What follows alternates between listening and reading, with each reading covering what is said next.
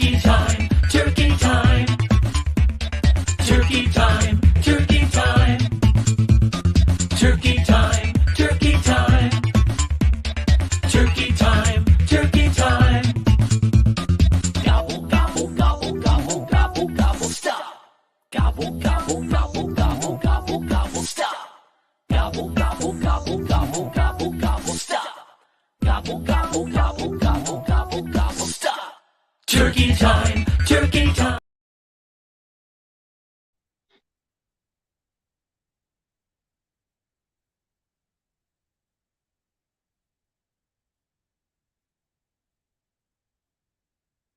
Laurel, do we have you?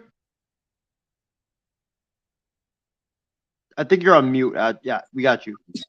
Gobble, gobble, gobble, gobble, gobble, stop. Gobble, gobble, gobble, gobble, gobble, gobble, stop. Gobble, gobble, gobble. Well, stop. Sorry. Gobble, gobble, gobble, stop. Turkey time. Someone has to stop that, but happy Thanksgiving to everybody out there, along with Isaiah. This is Loro. Welcome to the MI6 and IM6 Thanksgiving Special, where we have a lot of things to be talking about here today with baseball, basketball. We have some college football, NFL football today. And then on Kicking with Cruz, we will be talking about our Week 12 pick. So, Isaiah, how's it going? Hey, Laurel, what's up, man? Happy early Thanksgiving to you and everybody out there, man. Yeah, I mean, it's going to be a great show tonight. Every year we have so many of these holiday special shows, and the Thanksgiving special is definitely one of my favorite shows that we do every year. So I'm definitely looking forward to it. I know me and Steven started this back in 2018, I think, when we did our first Thanksgiving special. And now it's just become a tradition where we, have fun talking sports. We talk about, we pick the rivalry games. We pick the NFL Thanksgiving games. And then we talk about the things that we're thankful for and Thanksgiving food stuff. So I can't wait, man. Get ready. It's going to be a great Thanksgiving party. And yeah, I can't wait. It's going to be a great, great show for sure. Let's start with baseball here, where the Philadelphia Phillies retained Aaron Nola to a massive 7-year, $172 million deal. I mean, it contains a full no-trade clause and no contract opt-outs. I mean, Aaron Nola was on the Dodgers' radar, but I think that Aaron Nola staying, Isaiah, this is good for the Philadelphia Phillies because you have him and Zach Wheeler at the top of the rotation. But I feel like the work's not done with the Phillies rotation. I really think that they're going to get another starter to join the rotation, like a Yamamoto or a Shota Imagna or among those lines. Isaiah, I mean, I know you have a lot to say on this. I mean, you never thought Aaron Nola would be staying with the Philadelphia Phillies. Yeah, I was very shocked, to be honest with you, because I thought that with Aaron Nola that he was gone from the Philadelphia Phillies, because if you looked at the comments that Dave Dombrowski made and the reports that were coming out of Philly, it didn't look good that Aaron Nola was going to stay in Philly. So I thought he was gone. I thought he was going to be gone to another team, and that it was only a matter of time until he left Philadelphia.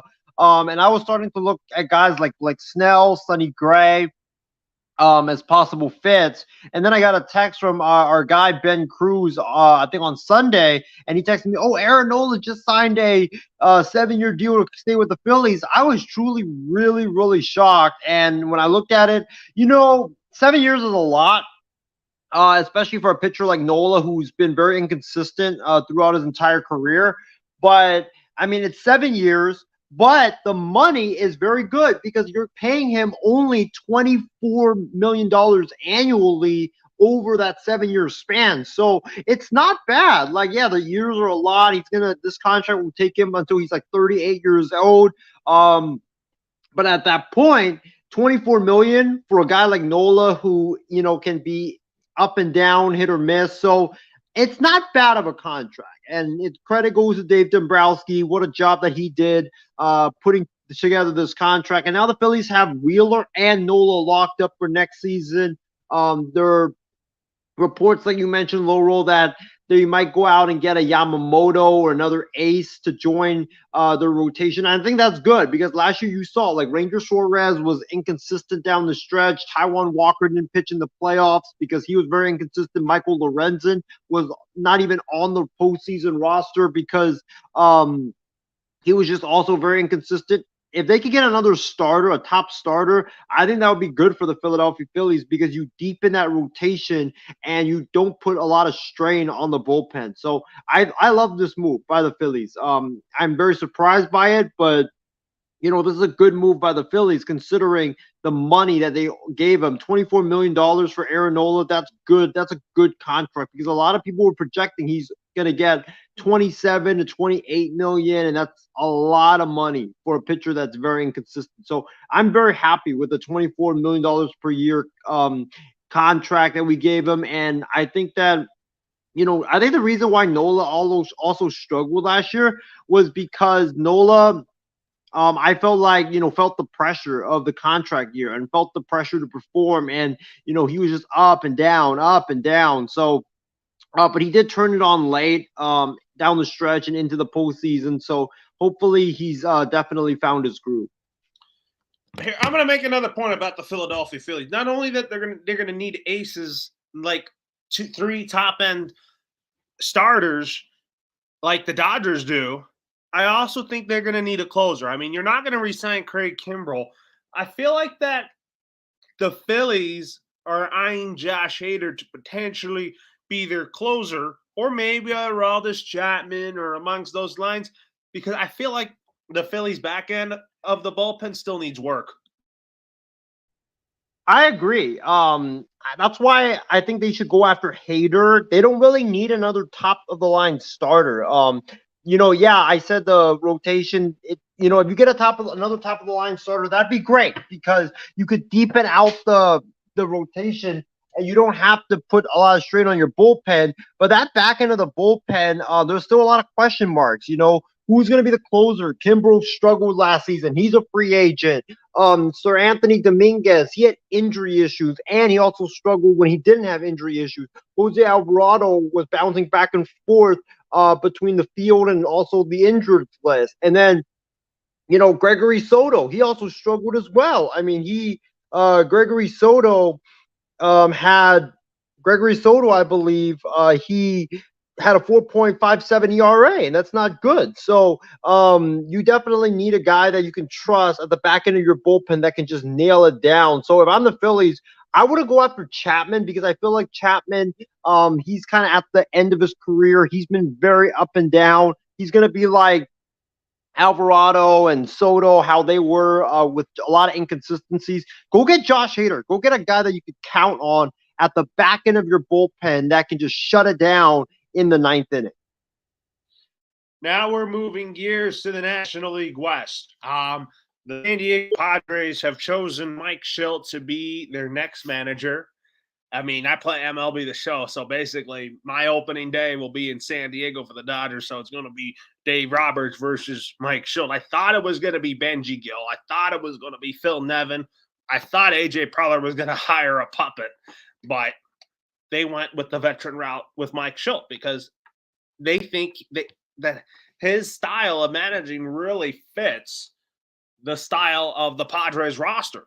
It's filled with a mix of good young players, good veterans.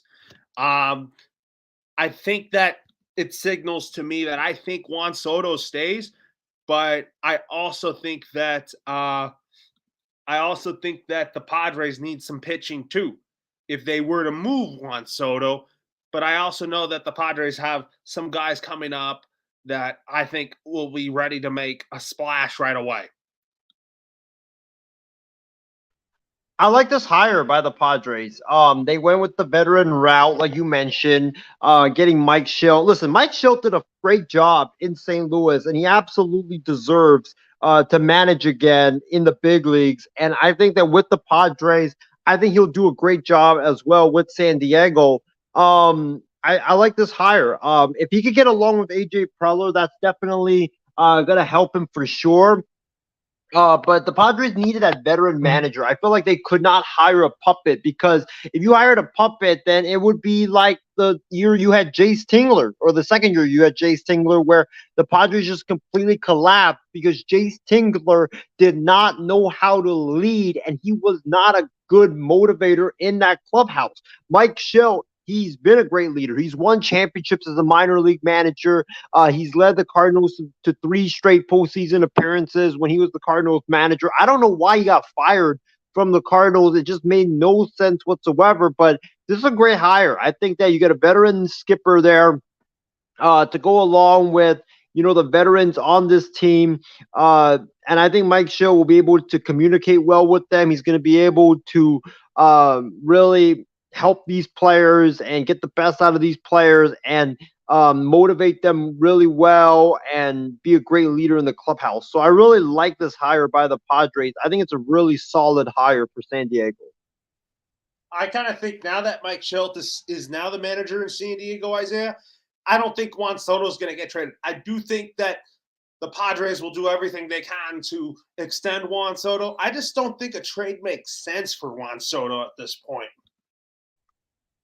I don't know if he's going to get traded this offseason, but I think he's going to get traded either this offseason or the deadline because there's reports that Juan Soto wants to go back to the East Coast and play for an East Coast team. And that, remember, he's got 1 year left on his deal before he's a free agent, and he can leave in free agency next offseason. So if the Padres deem that, okay, he's not going to re-sign with us, then they definitely need to trade him because then you can get a lot of prospects, you can get some financial flexibility, you can save some money to go make other moves, whether it's to your rotation, your bullpen.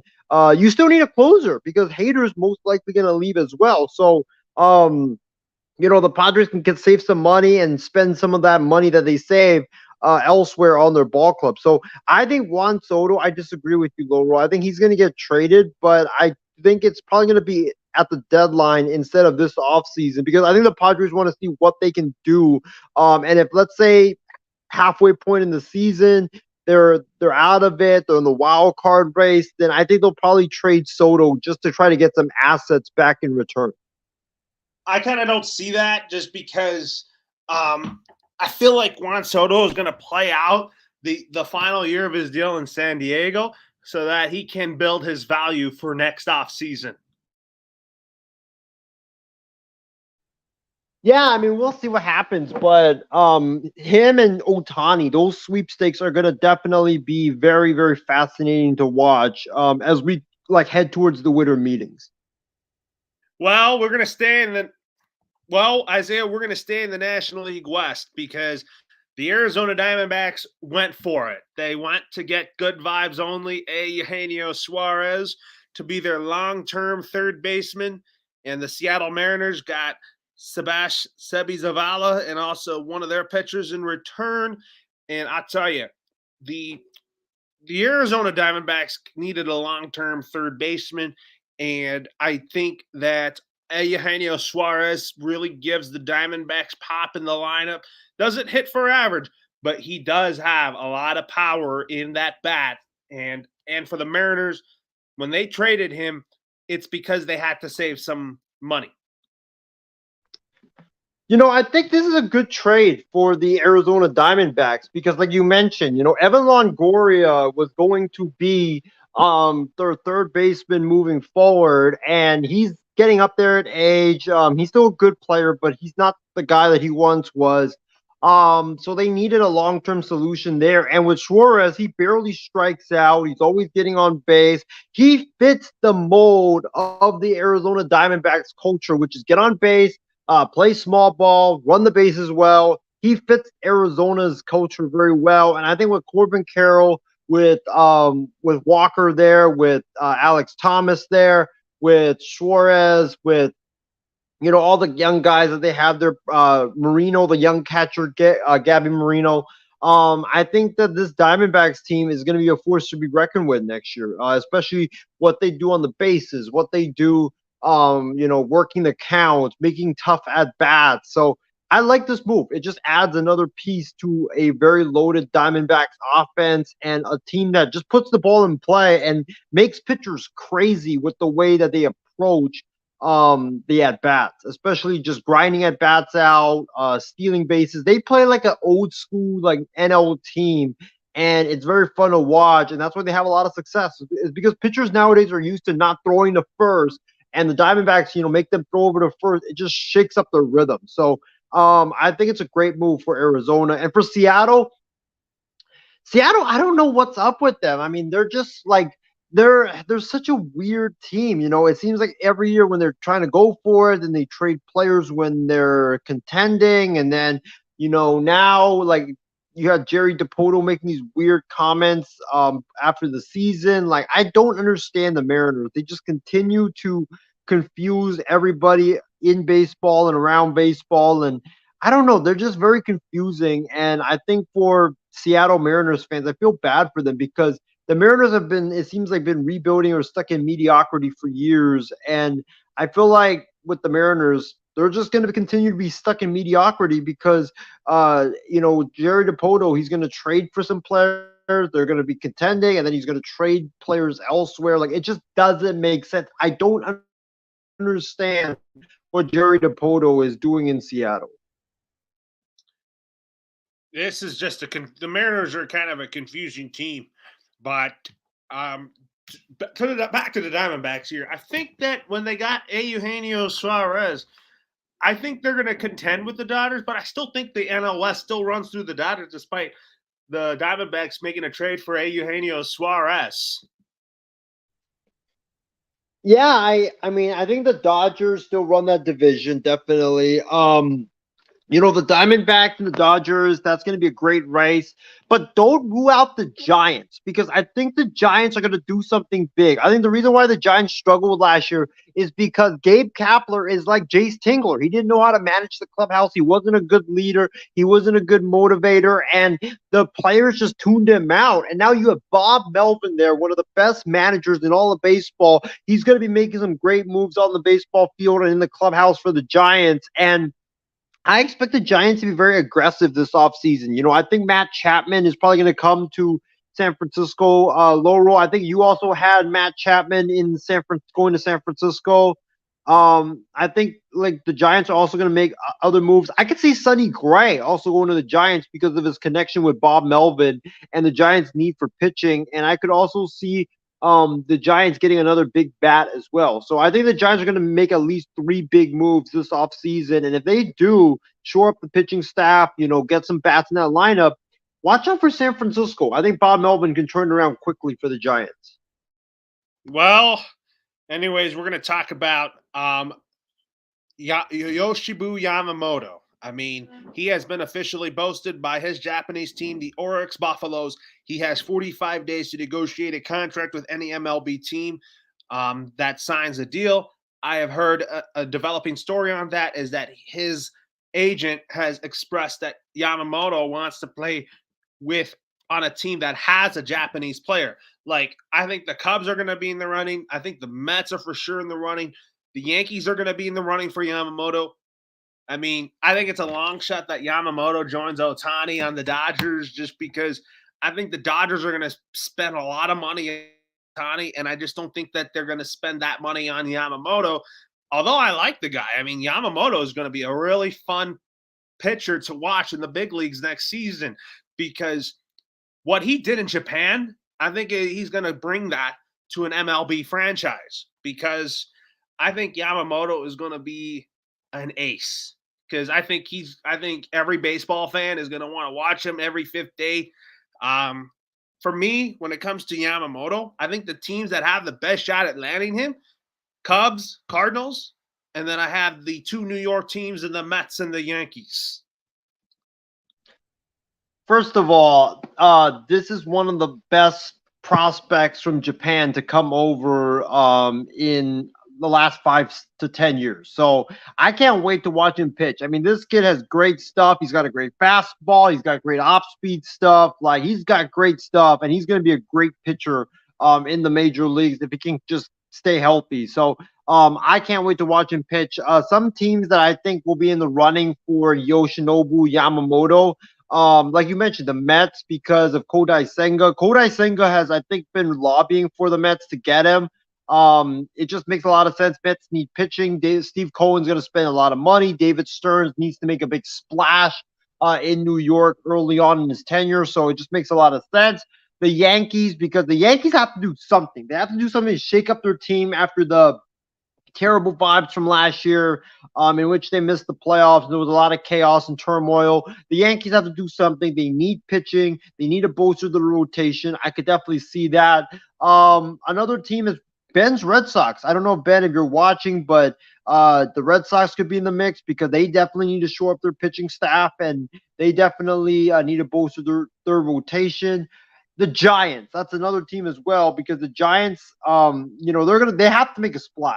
Farhan needs to make a splash this offseason and get a star. And Yamamoto, they've been scouting him, I think, reportedly like 3 to 4 times in Japan, so they're definitely in on him. And I think the last team is probably the Dodgers, because if the Dodgers don't get Ohtani, I could see them pivoting towards getting Yamamoto, and trying to get him because he's a very good pitcher and the Dodgers need rotation help. So, Laurel, I think that, Ohtani, like, I don't know if we'll talk about him tonight or not because it's been very quiet on his end, but I think Ohtani's probably could sign before the winter or during the winter meetings, which is next week. So if he signs by next week I think it's in 11 days. If he signs in 11 days, I think we're going to get a resolution first week of December. So I heard he could sign before the winter meetings.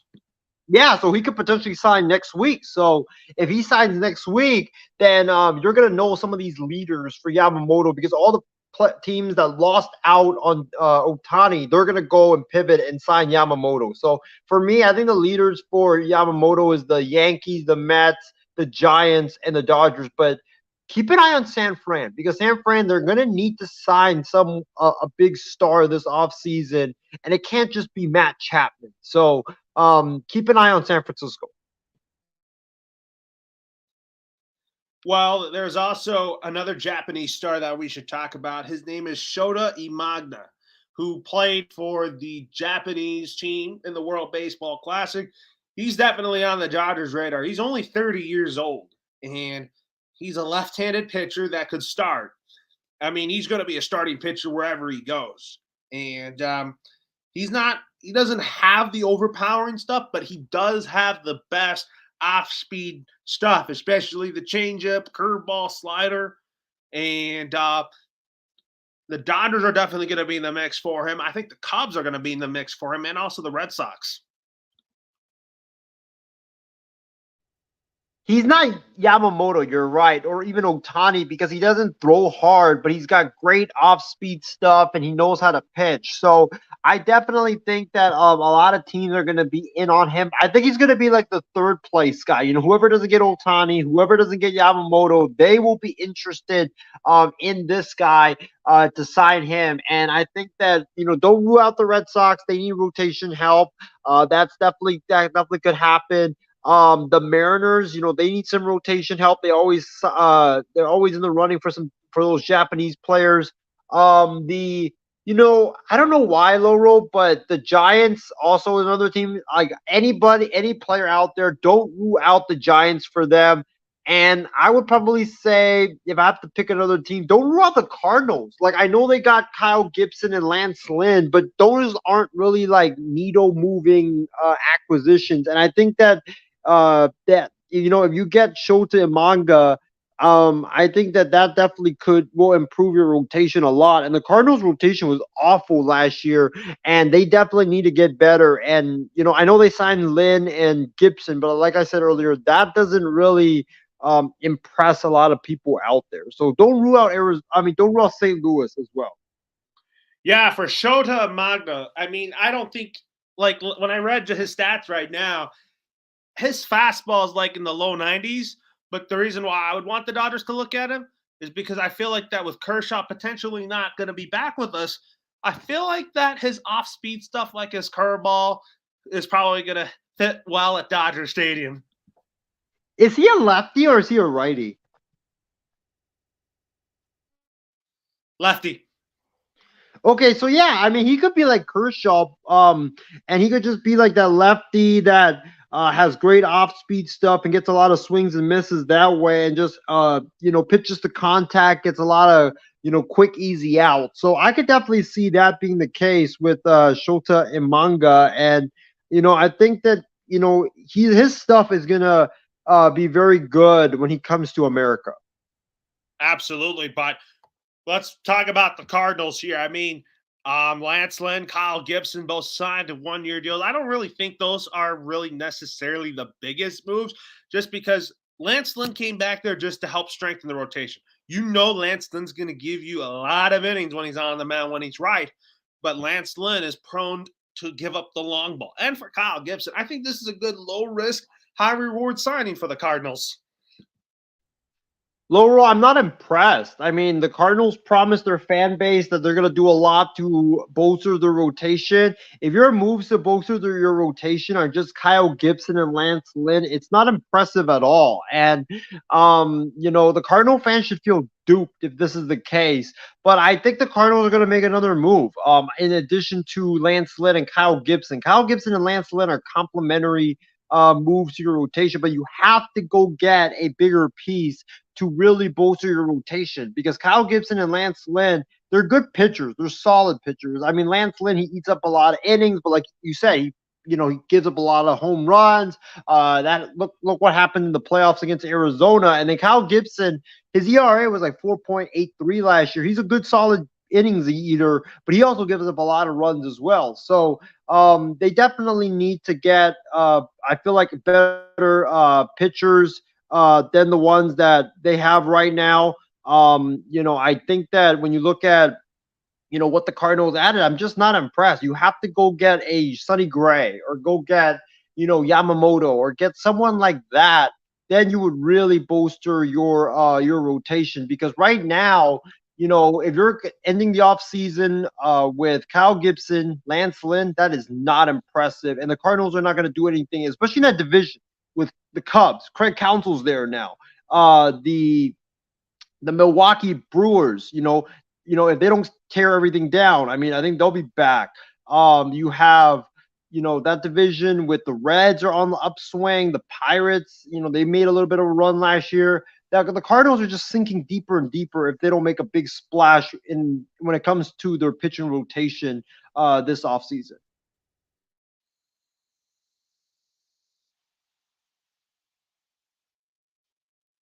To you, we were just talking about the Cardinals.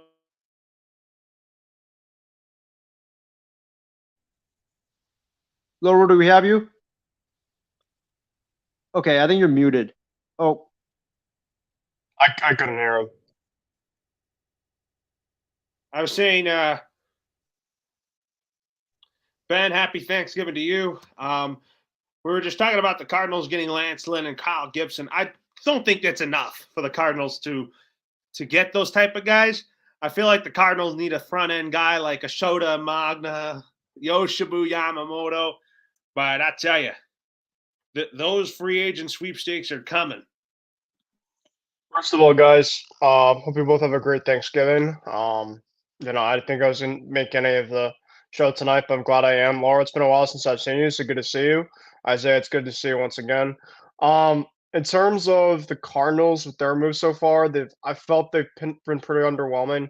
I know that they're going to probably get like 2 or 3 guys, whether it's Sonny Gray or Nola, but they've gone with kind of the more mid, cheaper to mid, route, which is fine. But I do think that they have to get at least one more guy. Wouldn't be shocked if maybe they did it via trade. But right now, I mean, Lance Lynn and Kyle Gibson are fine, but I just see a lot of the rotation like last year, where it's just kind of plug and play guys. And it's probably going to be okay to, give you mid to high 70s, low 80s, possibly in wins, depending on what you do the rest of the way. But, so far it's kind of underwhelming, with their rotation. Underwhelming. So, anyways, guys, now to our next topic here. we got to talk about Paul DeJong. He's now a Chicago White Sox 1-year deal. I mean, I'm like, what are the White Sox even doing? I mean, Ben and Isaiah, I have a good feeling that Dylan Cease is going to be going to the Dodgers with Luis Robert. Well, I'll tell you what they're doing. The Chicago White Sox are trying to be like the A's and just sign players to 1-year deals and just flip them at the deadline. That's what this move is. I feel like Paul DeJong didn't really have that great of a second half last year. I think he got traded to Toronto and then he got cut. I believe like a month after that, and then he signed with the Giants. He was decent with the Giants. He wasn't bad, but I think this is just to build back up his value. But also, this move means that Tim Anderson is gone because they play the same position, and you won't sign DeJong and Anderson and have Anderson either go to second or DeJong goes to second. It just doesn't make any sense. So this move just definitely means that Tim Anderson is definitely gone from the Chicago White Sox. I'm very interested to see where he lands because I think that he's a very polarizing player. He's very good. He's very talented, but when it comes to like the off the field stuff, the in the clubhouse stuff, there's a lot of issues there. So I'd be very fascinated to see where he lands. And yeah, I mean, the young, build up your value. If you have a good year, then the White Sox can just trade you at the deadline and get something back. I just feel like that's what this move is.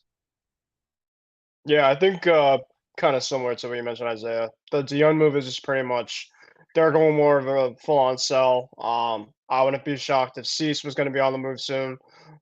Tim Anderson's obviously going to be all but gone. Cease is probably going to be on the move.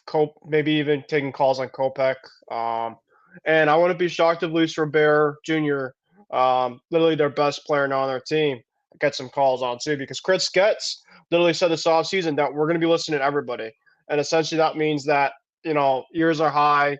And, I remember last year, the trade deadline, they weren't expected to take any calls or listen. Now it's pretty much just like we're going in a different transition. And if you're picking up a guy specifically that just got cut like last season, I mean, they're essentially just trying to do plug and play pieces, kind of like the Royals or a team like the A's. So, yeah, I think that's why I think I was watching a trade prediction show and this guy had Aroldis Chapman go into the White Sox so they could just trade him at the deadline. So, I mean, I could see the reason why, but you know what, Isaiah, this guy also too, the same guy actually had Tim Anderson going to the A's. Because Tim Anderson, I think, is still a fairly good player. I feel like there's definitely still some upside because he kind of had a down year in terms of his stands last year. But we'll have to say about that. But yeah, DeJong's pretty much just a contract, money off the book type of thing. Well, guys, I mean, my question for you guys is that do you guys see Dylan Cease going to the Dodgers with Luis Robert? I'll start with you, Isaiah.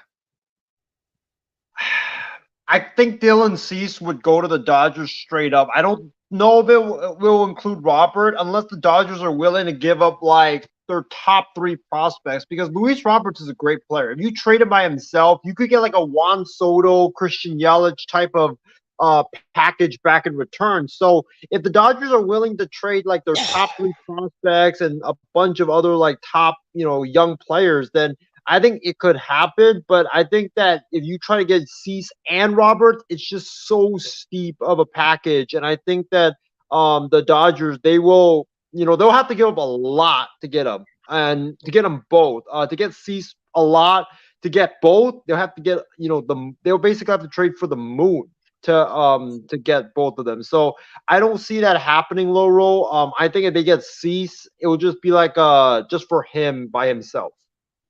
So you're saying that if it's for Cease alone, the package won't be as large? No, I don't, because I think that Luis Roberts, like I said earlier, I think Luis Roberts himself can fetch like a Juan Soto, Christian Yelich, like great package. Cease will get a good deal, not as great as for both, but Luis Roberts is a phenomenal player. And, if the White Sox, trade him, then I think they should shop him around because I think you're going to get a lot back in return. You think the Dodgers would be better off getting Corbin Burnes and Willy Adames? Yes, because I think it'll be cheaper. I think it'll be cheaper than getting Cease and Robert because Cease, he has couple years left on his contract. He's very good. He's still young. Burns, I believe, only has 1 year left, so the package is not going to be as steep as if you trade for Cease and Roberts. I would probably go the Burns and Adames route, just because I think the Dodgers are looking to get a shortstop here. Ben, my question for you is: do you think the Dodgers go the Cease Robert route or the Burns Adames route? I think the Burns Adames route I feel like has more of a chance. I wouldn't rule out the Cease and Robert Jr. Rule out, but I do think that um, there's probably a better chance. I mean, Cease I think could take a look at teams like Houston, Baltimore. I mean, obviously my Red Sox, but I have to say about that. I mean, I would love Robert Jr. in Boston. I mean, that would be insane. And but I think there'll be teams like the Mets. The Mets get a front line. They could have Junior, in the outfield. So, and you obviously have to take a look at Tyler Glass now because Tyler Glass now there's a very, very, very good chance that he gets traded too. So, the trade market for pitchers, between Burns and Cease and Glass now, Bieber obviously too. So, I think that if you guys are going to get anybody lower, especially if you guys get a guy like Otani, who's probably going to be pitching in 2025, and then you potentially, look at Amanga or Yamamoto, it's going to be really hard to essentially, you don't want to kill your prospecting pool for sure. So, I'll probably go the Burns and Adames route because Burns is going to be a free agent in 2025. Steves would have at least 3 or 4 more years specifically. So, you'd obviously have to take a lot of that contract too. All right, next up, with the winter meetings are only 11 days away, and experts expect this year winter meetings to be a free agency and trades frenzy. Some of the things that I want my Dodgers to accomplish is to get a closer, get 2 to 3 starters in the rotation. Obviously, want Shohei Ohtani because that's what I've been lobbying for because I don't want to see him in Anaheim anymore. I want to see him in Dodger blue because the Dodgers are a team that is in it to win it. And I also think that that's what I want to see for the Dodgers. I mean, I also want to see the Dodgers get at least 2 more right-handed bats to go in the lineup. That way we don't have to have a lineup where we have 3 left-handed batters in the bottom of the lineup because that's why I kind of want to make sure our lineup is still balanced enough. Whereas you have a good righty, a good lefty, and you could just stack them up with right, left, and not have to rely on like this whole analytics thing. Isaiah, I'll go to you next. I mean, with the winter meetings 11 days, I mean, what are some things that you want your Phillies to accomplish? Yeah, I mean, this was when I saw the script. This was the topic that I was really looking forward to talking about the most because, I mean, Ben, I think is gonna do a watch party when it comes to the winter meetings where we're gonna just be reacting to all the trades and the signings go down as it goes down live. So that's gonna be fun. But I can't wait for the winter meetings. I think this is gonna be one of the best winter meetings that we've seen in a very long time. And you're going to see a lot of moves happen and a lot of big bombshells are going to break at the winter meetings. So for my Phillies, what I want them to do is I want them to, number one, get Tyler Glass now. That guy I think is 99% likely to be traded according to Jeff Passan. So I think he'd be solid for the Phillies because he has a lot of years left. He's a very good arm. He's got good off-speed stuff as well. He's the guy that I don't think you'll be able or I don't think you'll give up a lot for him because he's not really like the biggest name on the starting pitching market. There's a lot of names ahead of him. So I think that if you get him, you'll get him for less than what you would have to give up for like a Cease or, like a Corbin Burns, or even, money-wise, like a Sonny Gray and others. And he will, lengthen your rotation. He will, be able to give you like a number 3 top starter in that rotation behind Wheeler and Nola. I think he just makes a lot of sense for the Phillies. So I want Tyler Glass now as a Philly. The other one that I do want is, and this might surprise you guys, Ben and Loro, is I want the Phillies honestly to move off of Alec Boehm and get Matt Chapman because I think that, Bohm's defense at third is not really that good. I think he led the league or led the third basemen in baseball when it comes to errors last season. So if you get Chapman, you get a solid bat in the lineup. You get a guy that really good defensive third baseman, shore up your defense. I think it would be a great move for the Phillies to get Chapman to get Chapman in place of Bohm. And then if you trade Bohm, you probably get quite a bit in return because he's a very solid third baseman. He's a really good bat, and he's still young as well. So definitely, Matt Chapman is one guy I really want the Phillies to get. And last but not least, Josh Hader, because like I was telling Loro this bet earlier, the Phillies, they need a guy in the back end of the bullpen that you can just say, okay, take the ball and you'll lock it down for us in the ninth inning. And the Phillies haven't had that, I think, since like Brad Lidge in 2008, and that's like 15 years ago. So the Phillies need that. Kimbrel struggled last year. Alvarado was dealing with a lot of injuries. Dominguez was, when he wasn't dealing with injuries, he was just bad. Soto had a bad year. Like none of them you could really count on. So if you get that closer in the back end where you could just give the ball to and say, hey, shut it down for me in the ninth inning, that's Josh Hader. And I think the Phillies would be wise to get Josh Hader to be a Philly. What about you, Ben? I mean, what do you want to see your Boston Red Sox accomplish? Sure. Yeah. I mean, this team for the last couple of years has really lacked frontline starting pitching. Um, Chris Sale's obviously not number one, even not a number two at this point of his career. Brian Bale obviously has a lot of great upside, but I think it's a lot for a young pitcher to put him as a ace or a two, like we tried to do last year. I still think that he can maybe even develop himself to becoming a better pitcher, like he trained last year with Pedro. Just get that third pitch, I think could really, really help him a lot. So I would love them to go via one free agency and then two via trade. I think they can really make it two things happen. They've been connected with Jordan Montgomery, who would be awesome. Of course, the way he pitched in Texas. Of course, in New York, he's pitched in the A-Leagues before, so I think that'd be great familiarity with him. So I think it'd be a great bidding war between the Sox and the Rangers. I wouldn't be opposed to trading for a guy like Shane Bieber. Great stuff. He's not planning to cost you the bank. Because I really love Yamamoto. Of course, there's been a lot of people on Twitter from the Red Sox Twitter try to get Yamamoto. Obviously try to get Tiny, the two big fishes out there, but I don't see it personally. I don't know if Craig's going to do it, but I do think that he's going to get two guys, at least one in free agency and one in trade, that will be competitive for the Sox. I also want them to take a look at some right-handed pop because your friend Justin Turner, Loro, I don't think's coming back. He's a free agent this year.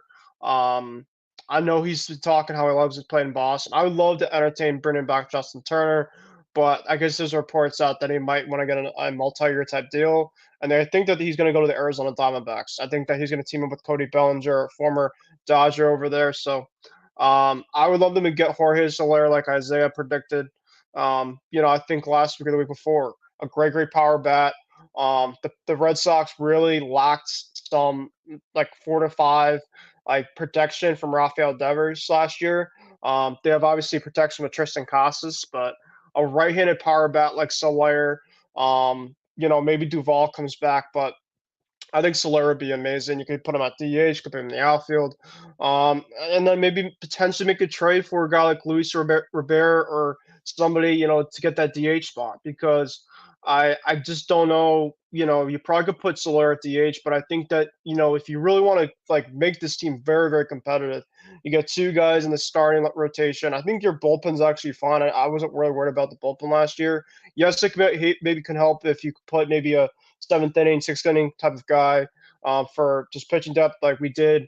Got Isaiah Campbell from a trade with Luis Arias, which is kind of a lower type move, but for a guy that was not tendered, for the return we got back was fairly pretty good actually. So I think just the two frontline pitches are the biggest need and priority, and then obviously between Turner and Duvall probably gonna be walking. I'd probably say a couple of right-handed outfield to DH power bats.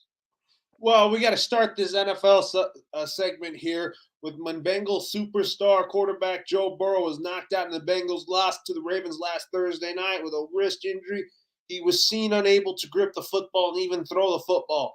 Later, it was revealed that Burrow had torn ligaments in his wrist and will miss the remainder of the year. Oh, man, I'll tell you, this is a big blow to the Bengals. I love this Bengals team with Joe Burrow.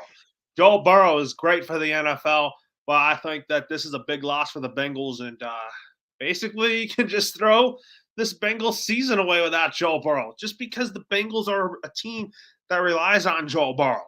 And Joe Burrow, when healthy, he is an elite quarterback, and I thought the Bengals were looking like they were going to win the division again, but it looks like the Baltimore Ravens are going to be winning this division, Isaiah.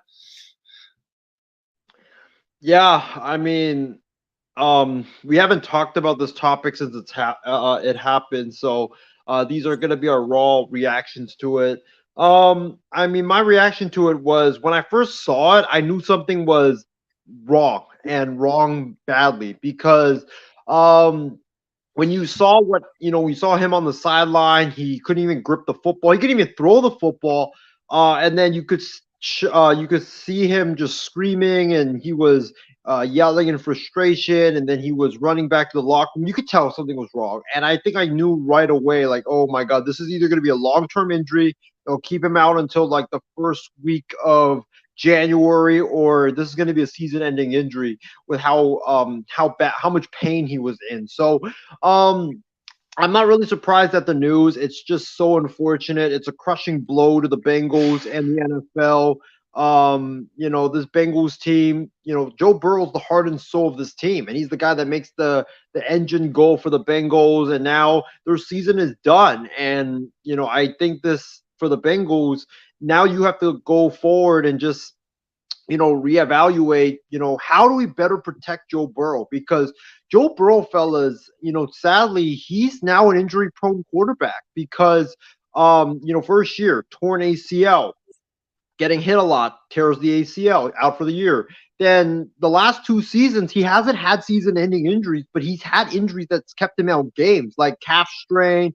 He had like an ankle injury. He had, I believe he had like a shoulder injury that kept him out for a game or two. And then this year with the wrist, and yeah, the wrist, he didn't get sacked on it, but he did get hit on it, and now he's out for the year. So every year he's been in the NFL, he's had some type of injury. So it just shows you got to protect Burrow because he's the guy that makes the money for your organization. He's the guy that, is the glue of your organization. And if he's done for the year, you're screwed like you are now. So the Bengals definitely have to better protect Joe Burrow. And then the last thing I'll say about this is Ben and Laurel, this year is shaping up to be the year for the Jacksonville Jaguars. Because when you look at across the NFL right now, Chiefs have looked so inconsistent. Patrick Mahomes looks like a totally different quarterback. He doesn't have any receivers to throw to that he trusts. The Chiefs don't look that great. They're struggling. The Ravens, they just lost Mark Andrews in the same game as well. That game was supposed to be one of the better games of last week, and it ended up being an absolute just terrible game because of all the injuries that happened, with Andrews going down, most likely to miss the year, Burrow being out for the year now. The Ravens, they're affected by that. Then you look at the AFC East. Do we really even need to talk about it? Because like the Dolphins, they almost lost to the Raiders. The Bills put up a lot of points, but they've been inconsistent all year. The Jacksonville Jaguars, I feel like, are the team right now that, yeah, they've had a couple stinkers of games, but when you look at the overall product, the Jaguars look like the best team in the AFC, and I think this is the year that, everything's coming together for the Jags. When it comes to potentially winning the AFC and making it to the Super Bowl, and everything right now is just going into their favor, and it's just crazy how everything is working right now. So just unfortunate that Burrow is out for the year. The Bengals definitely got to protect him better, or else he's gonna have a really short career if they just don't protect him anymore and get better linemen. And this is just, I feel like this is shaping up to be the Jacksonville Jaguars season. What about you? What about you, Ben? What are your thoughts on this Joe Burrow season-ending injury? Tough, really unfortunate. 3 weeks ago he was in San Francisco, absolutely lighting it up. I thought he looked like the old Joe Burrow, and then obviously put up toe to toe with CJ Stroud, who's been absolutely incredible. Probably the most, like looked quarterback I think outside of kind of the key guys right now. It's been an absolute show. But yeah, just the way it happened, and of course, the Bengals are getting investigated because when obviously before the game, they didn't know specifically what's going on. If he had like something on his wrist or whatever. And the thing about Burrow is he's not a guy specifically that doesn't throw people under the bus.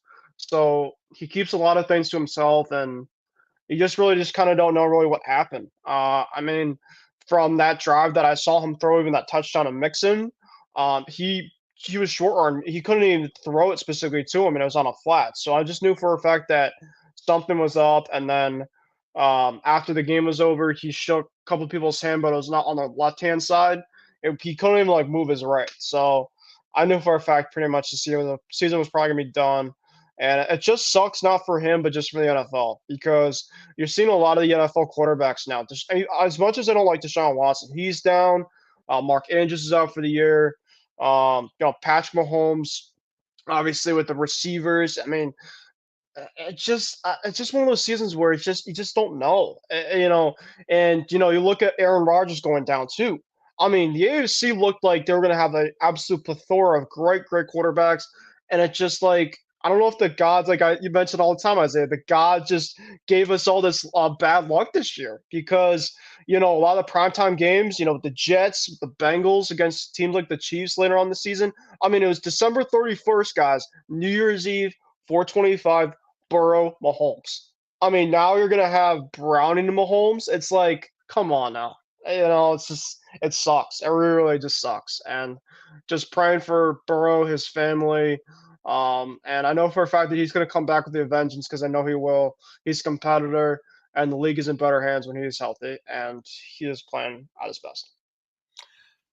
Let me, guys, tell you something about what my big takeaway in Week 11 is. I mean, Isaiah said it's the year of the Jaguars, but this is something we got to talk about is because the Pittsburgh Steelers offense looked so bad where they said, hey, goodbye, Matt Canada.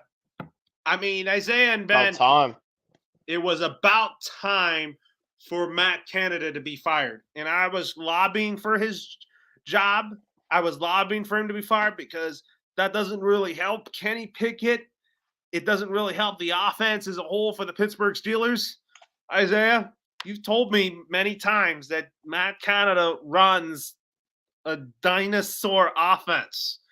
But now the Steelers they have an interim offensive coordinator, but I kind of think Mike Sullivan should be the man that calls plays. I'm not surprised that he got fired because I didn't think he was a good offensive coach in college to begin with, and he was fired from LSU. Listen to this, guys. Joe Burrow, the first year he was there, that offense looked pathetic. They looked putrid. And they had Jamar Chase, they had Justin Jefferson, they had all those weapons. And you know why their offense looked so bad despite all those great weapons that they had? Because they had Matt Canada calling the plays. And he literally made Burrow, Jefferson, Jamar Chase, Clyde Edwards-Helaire. I mean, he made all those guys look like just a bunch of guys that shouldn't even be playing high school football, let alone the NFL. Like, this guy can't call plays. He cannot run an offense. He cannot diagram plays. He's just not good of an offensive play caller. So when he went to the NFL, I was like, dude, he's going to get even more wrecked because the NFL is a much better game than college football. There's just so much better competition. Look at Urban Meyer. He dominated in college, and then when he went to the NFL, he quickly realized, oh crap, the NFL was just so much better of a game, and the competition is so much more fierce. When it comes to scheming, when it comes to offense, defense, all that stuff, he couldn't compete with that. So when it comes to Matt Canada, I was like, when he went to the NFL, I was like, dude, he's going to get wrecked because he couldn't even make Joe Burrow, Jamar Chase, and all those guys look good. And so what is he going to do with Kenny Pickett and weapons that can't compare to Joe Burrow and those guys? He's going to make them, I mean, it's going to be terrible. So I'm not surprised he got fired. Like Ben, you said, it's about time he got fired. He should have been fired a long time ago. The offense just did not look good for the Pittsburgh Steelers. They were really good at defense, but the offense just wasn't holding its own. So I think it's a good move for the Steelers. And I think what Pittsburgh needs is more of a modernized offense with a heavy passing attack, a heavy spread formation type of offense. Because I feel like for the Steelers, for a long time, they've been running an offense which is ground and pound and occasionally throw the football. Like, you can't really run that and be successful nowadays in the NFL in what has become a pass-happy league.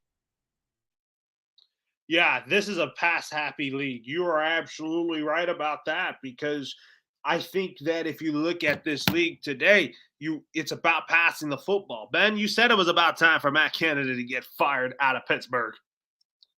Yeah, I mean, it was just time. It just ran its course. You know, Kenny Pickett, I think a lot of people are kind of, throwing him under the bus. And yeah, he's had his moments where it's just been really bad. I mean, I think he's one of the worst QBR quarterbacks in the league. But I mean, Canada is just shown to me that it's just dull and boring. He just doesn't run anything specifically explosive. I mean, guys like George Pickens, you have Deontay Johnson, you have Najee Harris. I mean, it's not like you don't have guys around Pickett that can help him succeed. Allen Robinson, even. So I just think it's more of scheme than anything for that Steelers offense.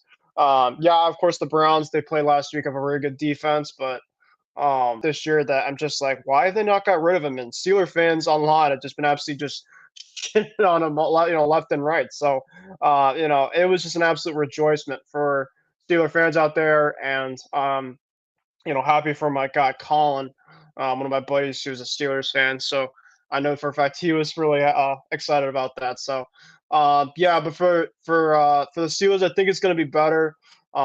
This weekend they had the Bengals without Burrow. The Steelers played pretty well in Cincinnati, so that's why I have them winning this game on Sunday. And the post Matt Canada era. So they needed to do this. It was about time. And two, Steelers are still in it. They're still in the thick of it. And so, if anything, kind of like what the Bills did with Ken Dorsey, I think that really the Steelers needed a change, and they made that happen. Felt like Ken Dorsey was scapegoated, and I felt like that move didn't even make sense to me. So, anyways, my other biggest takeaway in Week 11 was the Eagles beating the Chiefs. Andy Reid suffering his first loss to his former team. I picked the Eagles to win this game just because I felt like that they needed to get their revenge off Kansas City, because the Eagles are looking like the team to beat. I'm really high on this team. Great defense, great offense, great everything for the Philadelphia Eagles. That's what I wanted to add here. But anyways, we will move forward to Week 12. But Isaiah, Ben, before we move on to Week 12, do you think that was a big really quickly on that game, by the way, Lauro? I just want to tell Isaiah, do you have any receipts, by the way, from me about the Eagles? Because I know before the season you said, oh, the Eagles are going to take a step back and they weren't going to go as deep as before. And I said, Isaiah, think about this. They're not going anywhere. They got Nick Sirianni with Jalen Hurts there. You got A.J. Brown, Devontae Smith, DeAndre Swift there. They were going to be fun. I didn't think they obviously were going to be this good, but I think to me, guys, that one against the Chiefs in Arrowhead proved to me that they are the Super Bowl favorites. I think that with the Chiefs, they're still great, but guys, the Chiefs have not scored any points in the second half the last 3 games. It's because, one, of scheme, and two, I mean, look about it. Travis Kelce with the fumble in the second half. They had plenty of chances when they were up by 10 points that they gave this game away. And I was on a watch party with my other podcasting group during that time, and I told all of them, I said, they're not pulling away here. And I told one of the people at halftime, I'm like, the Eagles are going to fight back. They're going to do what they can. And that's what they did. They fought back. They ran the football, and they're so balanced as a team. And that's why I have them playing against the Bills this weekend, winning that game this weekend, because they're just probably the most balanced team in football. And, that's why I have them being that favorite. There's a lot of teams I think that can beat them, but their defense and their offense is just too good right now. Laurel, let me get a couple takeaways in before you go to the next topic. My biggest takeaways from Week 11 was number one. Like I said earlier, I think this is shaping up to be the Jaguars' year. In fact, I'm gonna go on. I'm gonna go on record and say this. I think the Kansas City Chiefs are done. I mean, they look like a show of themselves. The defense is playing great, but this Chiefs team reminds me of that Patriots team in Brady's final year that did not have any weapons, and everybody was like, "Oh, they're gonna flip the switch in the 2019. postseason," but you could just tell they didn't have any weapons. He couldn't. Brady did not look good because he just didn't know any of the receivers. This looks like this from Mahomes. Yeah, Mahomes doesn't trust he's his feeling it receivers. now. Mhm. Yeah, he is. I mean, he's feeling it. He doesn't trust his receivers. They don't have that game changer outside of Kelsey. You just double team, triple team Kelsey, and then Mahomes has to throw it to Rice. He's got to throw it to, I mean, Marquise Valdez-Scantling. I mean, that guy, my goodness, he I was dropped the thinking ball about with it. that. If you Tyreek Hill was right there with Valdez Scantling, the Yeah, Chiefs are winning that game. It's just a difference of you let a superstar receiver go and you had yep, nothing ready behind him. And that's the thing nope. about the Chiefs is like, yes, Mahomes is probably the best quarterback in football, but if you don't have the cast around him, it's like he's gonna have to do everything. You just can't have that. You just can't in a sport like this. Exactly, exactly. So I think right now, I honestly would not be shocked, Ben and Laurel, if they lose to the Broncos. If the Broncos sneak into the playoffs and take on the Chiefs in the first round, I would not be shocked if the Broncos beat the Chiefs, just because Denver's had Kansas City's number, especially when it comes to their defense versus KC's offense. Mahomes has struggled against Denver a lot in his career. Like, I would not be shocked if Denver won that game. So I think it's the Jags year. I mean, everything is just going their way, from injuries to other teams just not playing that well. I mean, you got the Bills firing their offensive coordinator, you got the Steelers firing their OC, you got injuries, you got the Chiefs not looking so hot. So it looks like it's the Jags year right now. And then my other biggest takeaway is that, how about the Denver Broncos, y'all? The Denver Broncos are back. I mean, Russell Wilson and the Broncos, when they started 1-5 and they get up 70 points to the Miami Dolphins, everybody's like, yeah, they're done. You know, Russell Wilson's going to be traded. Sutton's going to be traded. Judy's going to be traded. Sean Payton's turned that team around, and Vance Joseph, I cannot believe we're saying this, but Vance Joseph has turned that defense around. They're one of the best defense now in the NFL.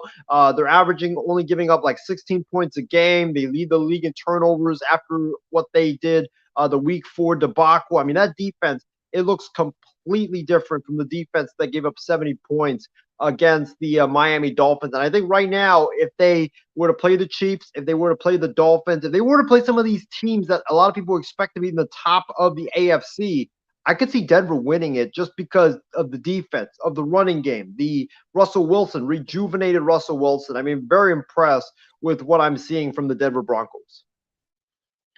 I mean, yeah, you're absolutely right. The Denver Broncos have been good. But before we get into the Darius Leonard here, I'm going to go with Ben to this topic because Bill Belichick has said that he hasn't even decided on who the Patriots starting quarterback will be against the New York Giants.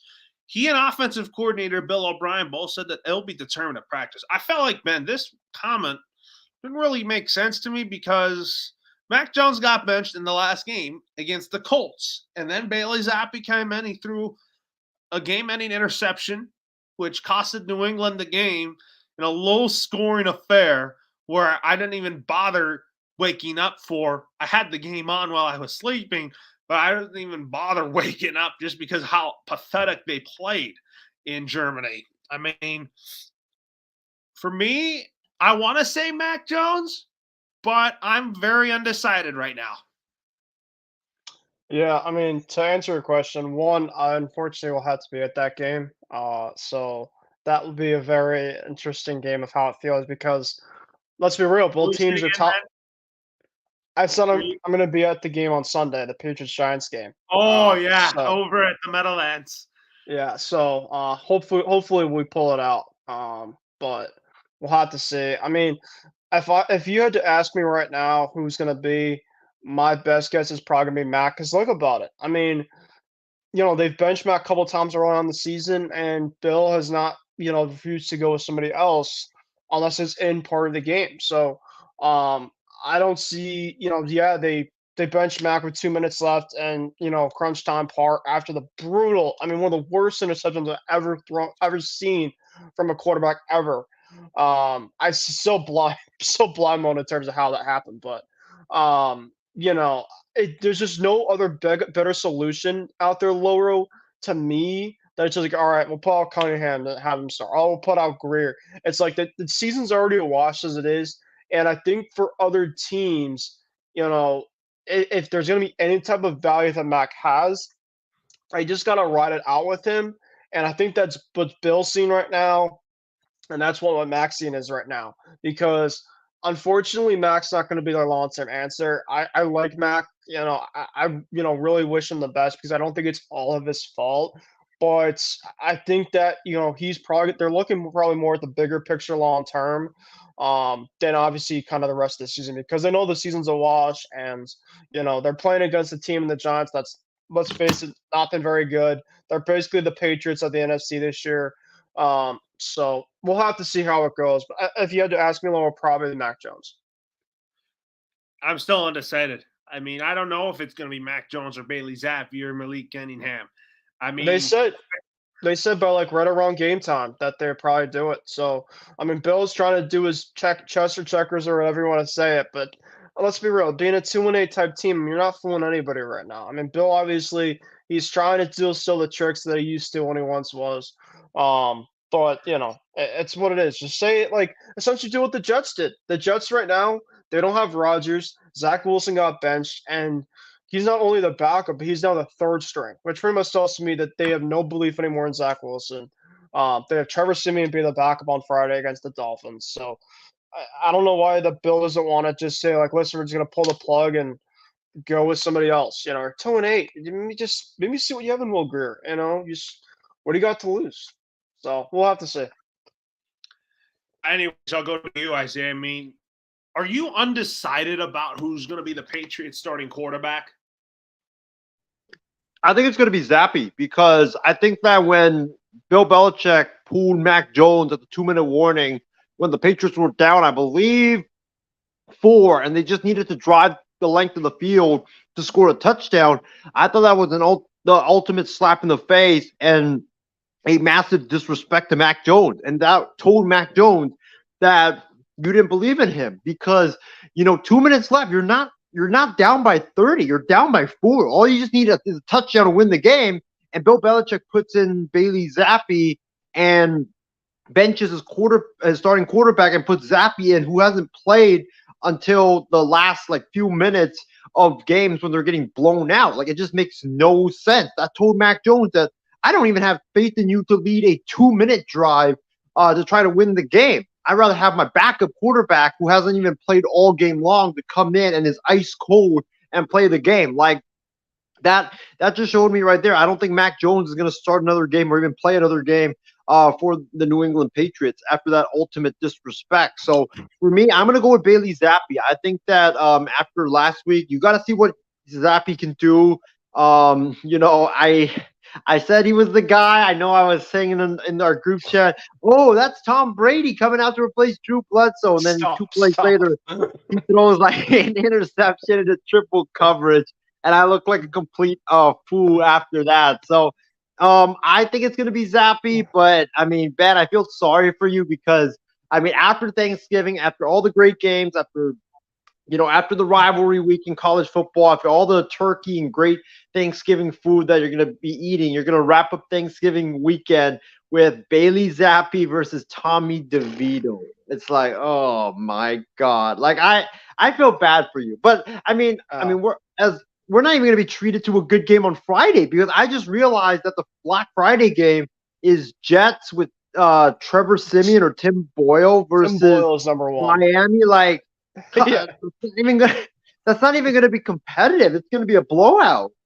They should have done Browns-Broncos on Black Friday because Browns-Broncos right now is in the 4 o'clock slate. They have Eagles and Bills are now in the 4 o'clock slate. At least maybe bring the Dolphins-Jets to the later 4:25 games. So it kind of takes over the media and stuff. But everybody's gonna have to watch this game now. The Dolphins-Jets and Yeah, nobody wants to see Tim Boyle split start quarterback. I mean, he was awful at UConn. So, I mean, Yeah. no offense to one of my in-state schools, but our football program is awful. So, you know, Well, that's why we're we'll all have to going to be see. going shopping at that time instead of watching that game. I'll be working. I have to work on Black Friday. So, yeah, pray for me. So, Anyways, guys, we're going to talk about the Colts in a little bit here. I mean, the Colts stunned the world on releasing star linebacker Shaquille Leonard on Tuesday. I really think that this was a surprise because I feel like that he's been a big part of that defense, but now the Colts are just letting them off the bus, guys. What do you guys think? I think it's a stunner because when I saw the news come down, I thought my first reaction was, wasn't this guy an All Pro just last year, and then he make the Pro Bowl I think couple years ago. I know he's had injuries, but I mean he's still a really good player. Like I don't know why they made that move. I don't think it makes a lot of sense whatsoever.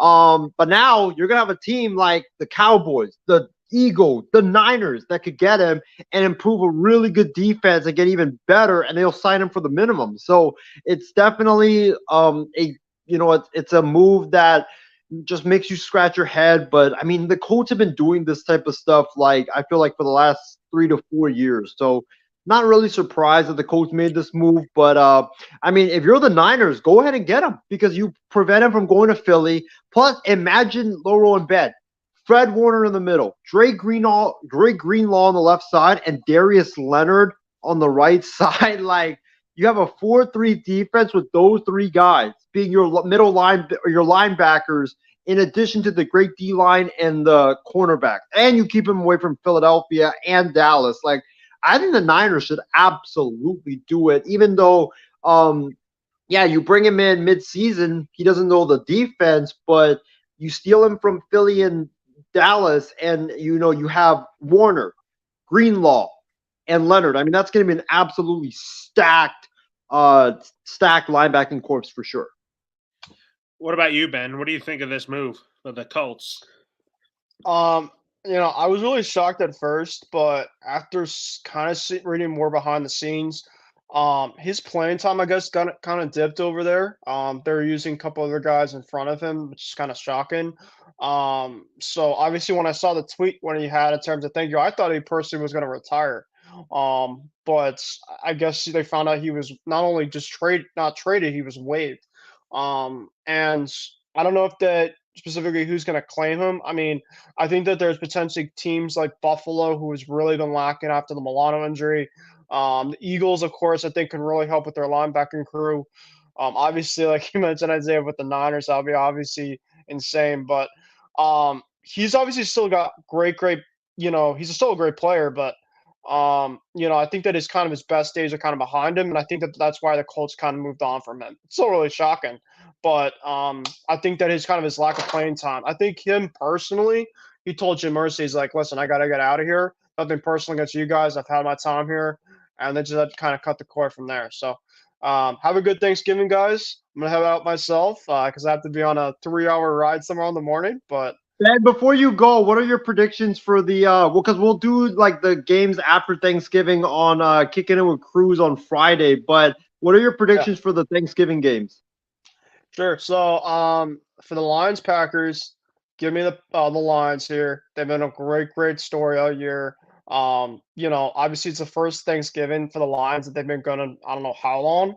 Um, I think that the Packers, they came off a good one against the Chargers last week, but they've just been kind of an up and down all year. The Lions have been great at home all year. I'm gonna go with the Lions. The Commanders, Cowboys. Give me the Cowboys. I'm not really big in terms of the Commanders' offensive line. Obviously, Howell has taken a ton of sacks. He really struggled last week against the Giants, which I did not expect at all. So I think that the Cowboys continue their hot stretch. They've been actually playing fairly good football. I know that they beat the Panthers last week, but their offense is playing fairly well. And then obviously your team, Isaiah, the Niners in Seattle. Seattle, of course, has a ton of questions with their quarterback because of Geno Smith is kind of up in there with this injury. So, but even with that being said, give me the Niners. I think that with Trent Williams back there, with Deebo Samuel, Brandon Ayuk's been absolutely killing it. I'm going to have the Niners 27 to 17. They win by 10 points, and they can continue their hot streak.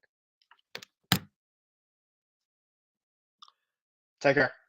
All right. Thanks, Ben. Happy Thanksgiving to you and your family. But now, Isaiah, now we're going to talk about the Denver Broncos. They've won 4 in a row after starting out 1-5.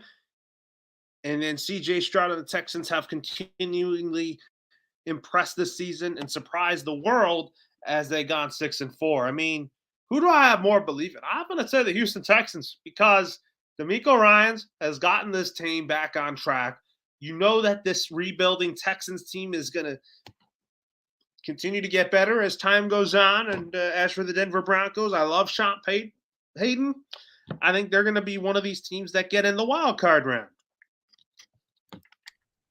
For me, I have more faith in the Broncos because for the Texans, I feel like they are a year away. And their defense, I feel like needs a little bit more help, especially the pass rush, and also especially the linebacking corps. I feel like, down the stretch in the season, like November, December, even early January, to play against these playoff teams, your defense needs to show up, especially the pass rush. And Will Anderson Jr., he hasn't really done a lot this season. I think he's only got 3 sacks all season long. And yeah, Stroud's been amazing, but I feel like the defense is going to be what costs them late in the season. And then that's why I feel like they're either going to, I think they're going to make the playoff, but I feel like they're going to get bounced out in the first round. But for me, it's Denver because Denver is tough. Denver is physical. Their defense is dominating. They're getting a lot of takeaways, and they're running the football extremely effective, and Russell Wilson is playing like the Russell Wilson in Seattle. And, Sean Payton and Russell Wilson, they're proven. And I think that for me, CJ Stroud is great, but I need to see him prove it even more. So that's why I'm going to go with the Denver Broncos. Anyways, let's talk about what things my NFL teams are thankful for this year. For my Patriots, I have to say we're very thankful for the best owner in the league in Robert Kraft. I mean, Bill Belichick is a great coach, but I don't think he's a good GM. But that's what I'm very thankful for. But I feel like that, all in all, I feel like I'm very thankful for the best owner in the league in Robert Kraft. What about you, Isaiah? What are some things that your Niners are thankful for? 2 things. Number 1, my Niners are thankful for Brock Purdy because we got him at pick 7 or 260 something, 7th round, last pick of the draft. And this guy goes from 3rd stringer, nearly not even making the team, to being our starter and balling out last year, nearly making the Super Bowl last year, and this year having an even better year than he did in his rookie year. So very thankful for Brock Purdy. We struck out on Trey Lance. We traded all those picks. We struck out on Trey Lance. And, general managers and head coaches would have gotten fired because of striking out on a top pick like that after trading up, a lot of picks to go get that player in the first round. But the Niners looked out. We got Brock Purdy, and now Brock Purdy is balling. He's having an MVP-like season, and he's looking like the next Tom Brady. And, he's putting up really good numbers, and we have our franchise quarterback now. So I'm very thankful for Brock Purdy. Number 2, I'm thankful to the Carolina Panthers because they gave us Christian McCaffrey, and we only traded a 3rd-round pick for Christian McCaffrey, who before last week had a touchdown in 17 straight games with the 49ers, an NFL record. He's been absolutely unstoppable, just dominating. And him and Purdy, that's just a great combination for the 49ers offense. So I'm very thankful for Purdy, and I'm very thankful for Christian McCaffrey. Talk about some Week 12 games I'm looking forward to the most here. I mean, I'm more excited about looking at the schedule here. I'm going to say Jags-Texans. That's one of the games I'm intrigued to see because the Houston Texans have the Jags number. Is that your only game that you're looking forward to, Laurel, or do you have any more? The other games, like Bills, Eagles, I'm like, the records are, I mean, Philly's way better than Buffalo, but I'm more excited about Josh Allen going up against Jalen Hurts. For me, I think tomorrow is going to be an epic Thanksgiving day because we have the great food that we're going to eat: the turkey, the stuffing, the mashed potatoes, pumpkin pie, all that good stuff. And we start the day with the Macy's Thanksgiving Day Parade, which is always legendary. And then you have Giants or Packers and Lions. I mean, the Packers are fighting for a wild card spot. The Lions are fighting for the division. That's going to be a great clash. Then you have the Cowboys and the Commanders. Commanders are actually not out of it when it comes to the wild card spot yet, although they're kind of those teams in the very bottom of the wild card chase right now that are on the verge of being out of it. And the Cowboys are fighting for the division lead. And those two teams always play great games. And then you have Niners Seahawks. Lots of stuff at stake in that game. If the Niners lose, they'll be back tied with Seattle for the division. And if the Niners win, they'll have a 2-game lead plus a tiebreaker. So essentially, it's a 3-game lead. So that's going to be great. Niners Seahawks in Seattle, Thanksgiving Day. I can't wait for that game tomorrow. It's going to be an epic game. And then, the other games, Jags and Texans, like you mentioned, that's going to be a fun game. Two teams, number 1 and 2 in the AFC South. Bills and Eagles, Josh Allen versus Jalen Hurts. That's going to be a great game. And then I feel like Raiders and Chiefs, I think, is also a very good game for me because I feel like the Raiders, Antonio Pierce, is he the real deal? We'll see. The Chiefs have played, not that good football the last few weeks, so they definitely need to bounce back. So there's a lot of really good games both in college and the NFL this week. So I can't wait. Those are the games I'm looking forward to. I know those are going to be really, really good games. But now we talk about our Thanksgiving Day game picks. I'm going to go first with this one: Packers Lions. Isaiah is dealing with technical difficulties, but I'm going to go ahead and make my selections. Isaiah's now back on. Marvin Harrison, Drake May, Caleb Williams, welcome to New England. I'm not ready to think about that yet. I'm not, just because I just want to finish the season first, and we go from there. So, anyways, Packers, Lions, I'm going to go Detroit by 3 points because the Detroit Lions have been a really good story this year in the National Football League.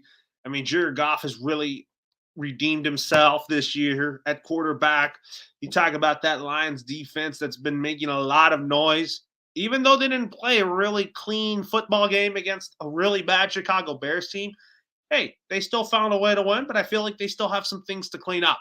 Isaiah, who do you like in this Packers-Lions game? But I'm telling you, that our pick of the Packers winning the division makes us look kind of bad. Yeah, I know. Both of us picked the Packers to win the division, and that does not look good right now. But for me, I'm going to go with I think this is going to be a really close and epic game to start Thanksgiving Day. Give me the Packers, actually, because I was very disappointed in the Lions' performance last week against the Bears. They got lucky that they won that game on that strip sack fumble. The Lions, they need the lead to be able to play the way that they're used to play. If they don't have the lead, then they're out of sorts and out of sync. And the Packers, I feel like they've been kind of inconsistent all season long. I think that for the Lions, the Lions have won the last 2 against the Packers, but I think the Packers are going to be able, with A.J. Dillon, to run the football effectively. Jordan Love, just don't make mistakes. Game manage your way to a win. That defense will show up, shut down the run, but it's going to come down to the wire. Give me Green Bay by 3. Next up here, we're going to talk about the Commanders and Cowboys. I think the Commanders will give the Cowboys a game, but I'm going to go with the Dallas Cowboys here because it's at Jerry World. The Cowboys play well at home. They've been playing great at home all season long. And I feel like that the Cowboys, I don't think they've really played anybody that's good except for the Niners and the Eagles.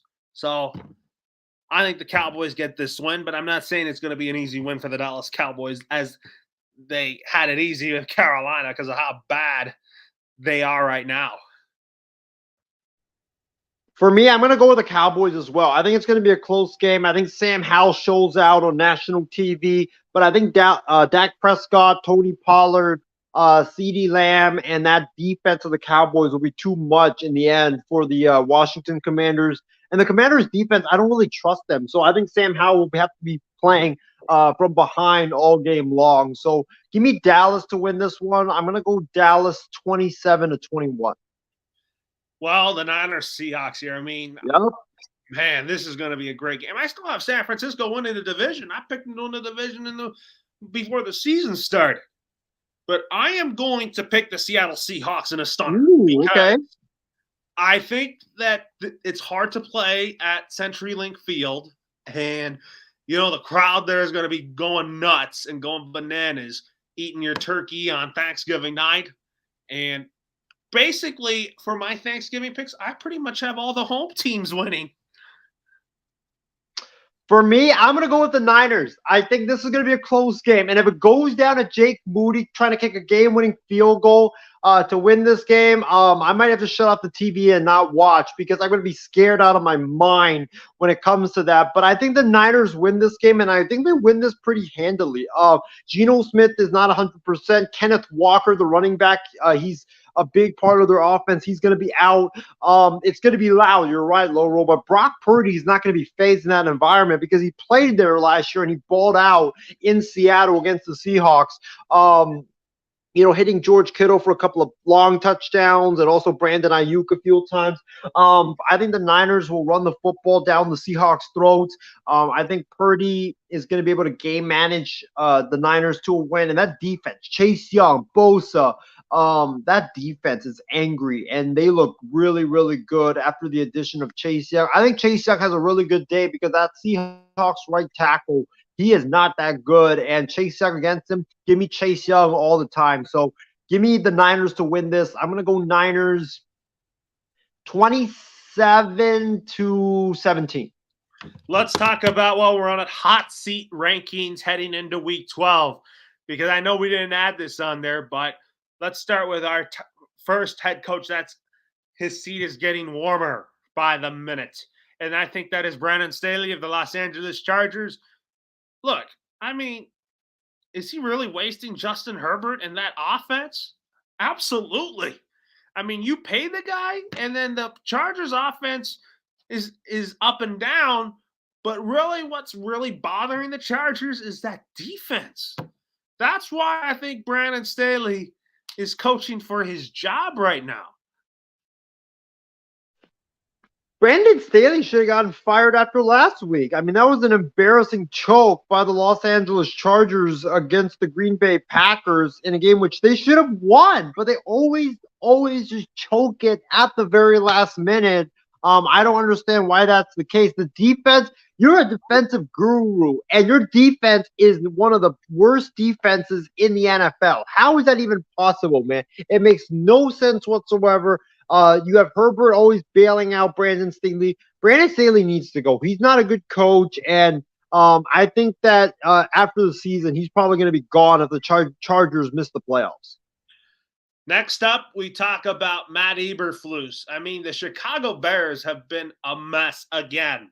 I mean, I thought this was going to be a much better year when they got DJ Moore, but I think the Carolina Panthers should regret trading DJ Moore. But look at what the Bears have done. I mean, they're going to be on prime time against the Vikings? And I'm like, that is going to be such a boring game. Loro, is that game on Sunday Night Football? Monday Night Football. Can't believe it's still on there. Oh, yikes. Yeah, that's going to be an awful game for sure. I think he's going to be gone too because I think the Bears, Justin Fields has regressed. That defense, he's the same like Brandon Staley. You're a defensive guru, and the defense is one of the worst defenses in the NFL. How is that even possible, man? Like, if you were an offensive guru and your offense was great, then I don't think the coach should be fired because he's doing his job. But Eberflus is a defensive mastermind, and his defenses are not that good, and it just doesn't make any sense. So, Luke Getsy might be gone too because Justin Fields has regressed. That whole coaching staff needs to be gone, and I think the Bears need a leader. They need a guy that can install a strong culture, and don't rule out Jim Harbaugh because Michigan's under a lot of investigations right now, and I definitely could see Jim Harbaugh leaving for the NFL after that cheating scandal that they're in. Next up, we got to talk about Frank Reich of the Carolina Panthers. I mean, the Panthers have been a mess, atrocious roster. If he were to get fired, he would be another scapegoat because David Tepper is just not a patient man. No, he's not. And I think that for Frank Reich, oh man, that's bad right now for the Panthers. But I don't think it's his fault because Bryce Young doesn't really have weapons, and the offensive line just cannot block. I mean, Bryce Young's best weapons is Adam Thielen, and Adam Thielen's a good player, but he's just not what he once was. So the defense has been playing all right, but the offense just can't move the ball. I think that what the Panthers need to do is they got to get a number one receiver for Bryce Young, and I think that would be he will look so much better with the number one wide receiver. So are you saying that Frank Reich is going to get fired at the end of the season? If he does get fired, it's going to be the Tepper decision. Yes. I don't know if he'll get fired because he just got paid a lot of money. So I don't know if David Tepper will eat it, but I mean he's eaten a lot of big contracts in the past, so he could get fired. Yeah, because he's not patient, and no, I would hate to see Frank Reich be scapegoated again. Yeah, I think Frank Reich's a good coach. I just don't think that Bryce Young has weapons. Yeah, you just got to give Bryce Young weapons, and I think you got to do that in the offseason, which I expect the Panthers to do. Next up on this hot seat list heading into Week 12 is Ron Rivera. Although the Commanders are 4-7, a lot of people in Washington are like, they don't really like Rivera because of whatsoever. Yeah, I think he's getting fired because the ownership is new in Washington, and when you have a new ownership, they always want to get their own coach. So I think that he's going to be fired. I feel like Washington wasn't really the right fit for him. I think that he should have gone into a veteran team, not a rebuild. He does better with veteran teams. It's just time. I mean, he's been there like I think 7 seasons now, and I don't think they've made the playoffs ever since he's been there. Only 1 year, in the year where they were the Washington football team. Oh, okay. So he made the playoffs 1 year. Yeah, he's been there 7 years. He's only made the playoffs once. That's not good enough for Washington. What about Brian Daboll? Is he safe after this year? Because knowing that Giants ownership likes to fire head coaches after 2 years, which knowing that John Mara and Steve Tisch are really impatient too. I don't think he's going to get fired. But here's the thing, Laurel. He's only going to get fired if this happens.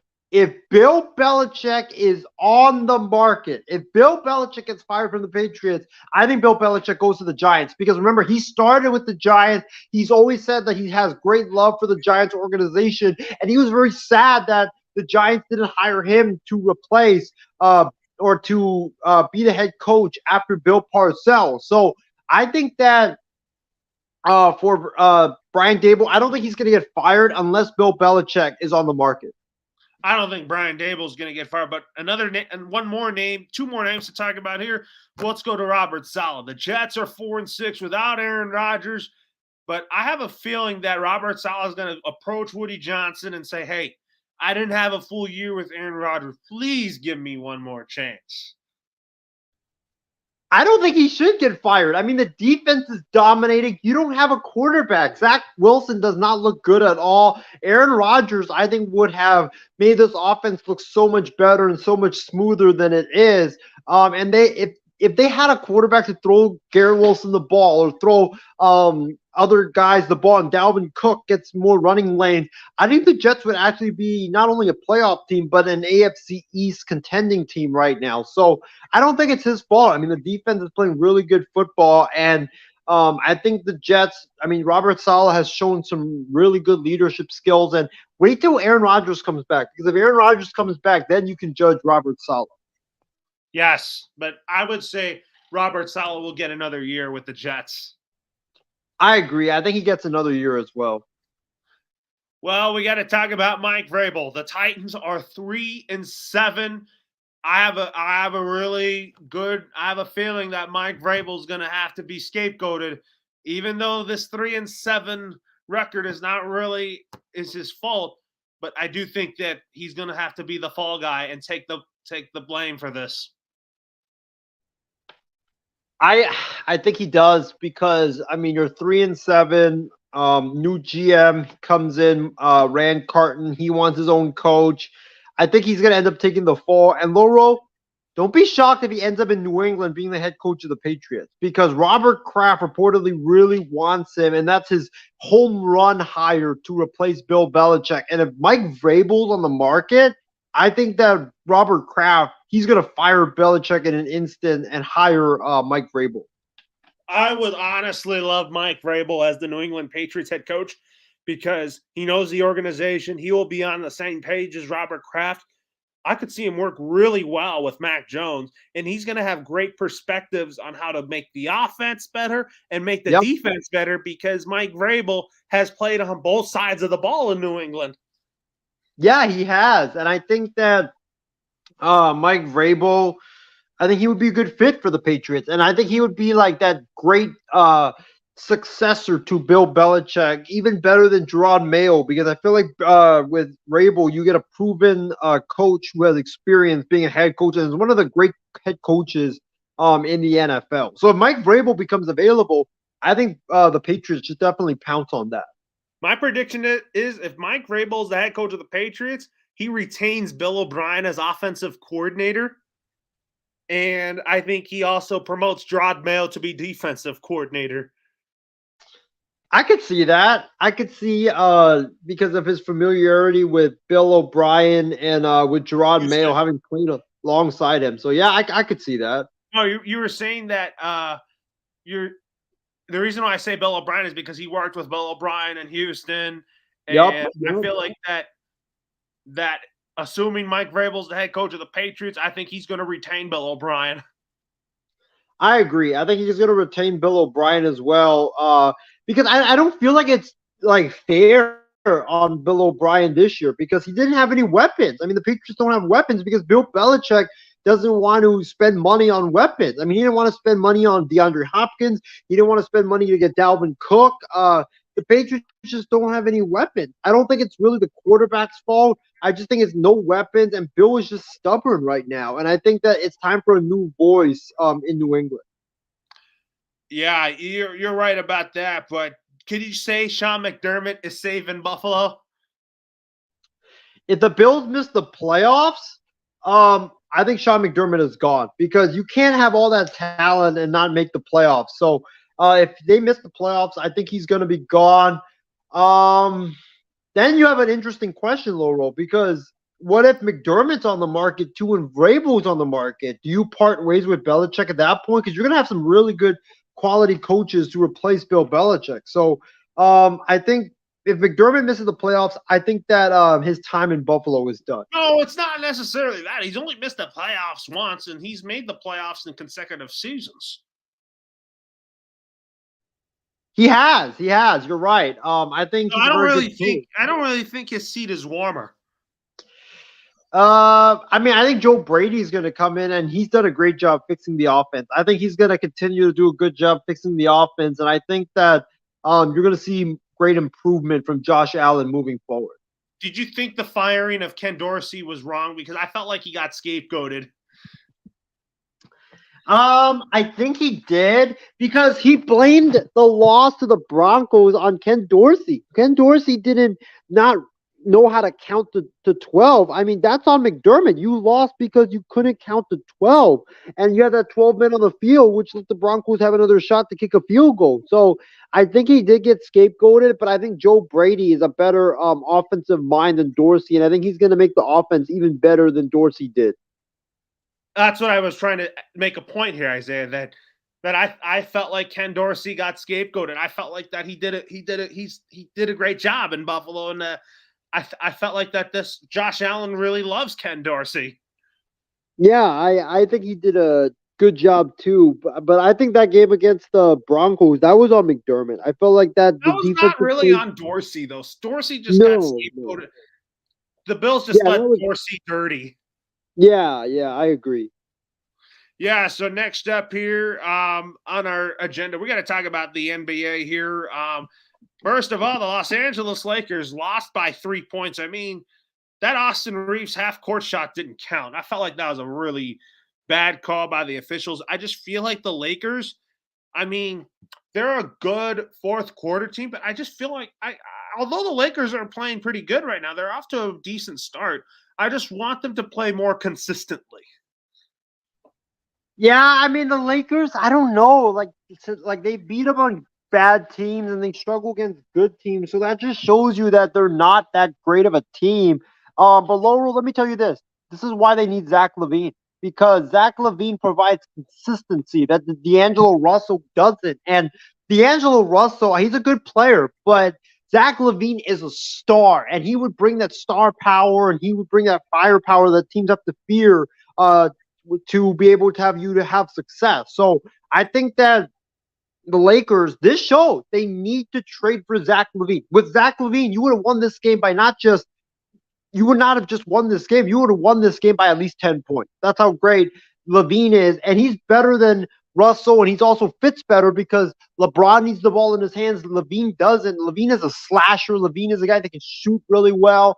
And then if they double LeBron and AD, well, then you can kick it out to LaVine. So the Lakers tread water and then trade for Zach LaVine. That's my reaction to this game. Is the Lakers are good enough to beat bad teams, not good enough to beat great teams, and you need to be good enough to beat great teams if you want to contend for the NBA championship, and that's why you need to go get Zach LaVine. Absolutely, I agree. I want the Lakers to get Zach LaVine either at the deadline. If you don't get him at the deadline, I bet Rob Pelinka is going to want to pull the plug on LaVine during the summer. Yeah, I think so too. I think that he's gonna try to get Zach LaVine. Zach LaVine is a guy the Lakers have been interested in for many, many years, and You better Zach not give up LaVine. Austin Reeves for that because Don't give up Reeves. You can give up Russell, you give up picks, whatever. But Zach LaVine, you gotta go get him. That's the guy that you really, really have to go get. look at if you talk about Austin Reeves, I mean, I thought he was going to be a third star on the team, but they moved him to the bench because Darvin Ham felt like that this was a better role for Austin Reeves.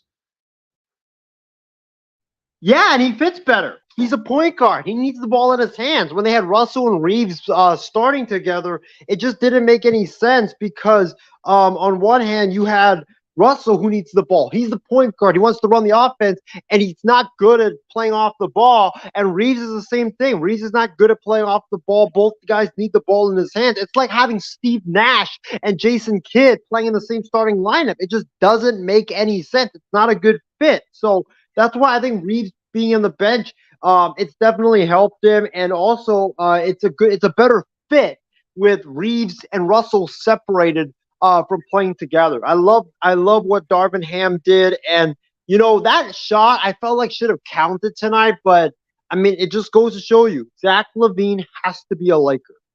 And then you talk about Cameron Reddish in the lineup. I tell you, I like this guy. He went to my college basketball school at Duke. I mean, he's a great perimeter defender. I feel like he's fitting well in the starting lineup. He is. I mean, his defense is absolutely incredible. I mean, he always he didn't deflects even play a lot today because he got hurt. But yeah, I feel like yeah. but Max Christie's a guy that I still think I'm still excited about him because Max Christie is going to be a great player in this league. But I just feel like that it showed today that he wasn't comfortable in a starting role yet.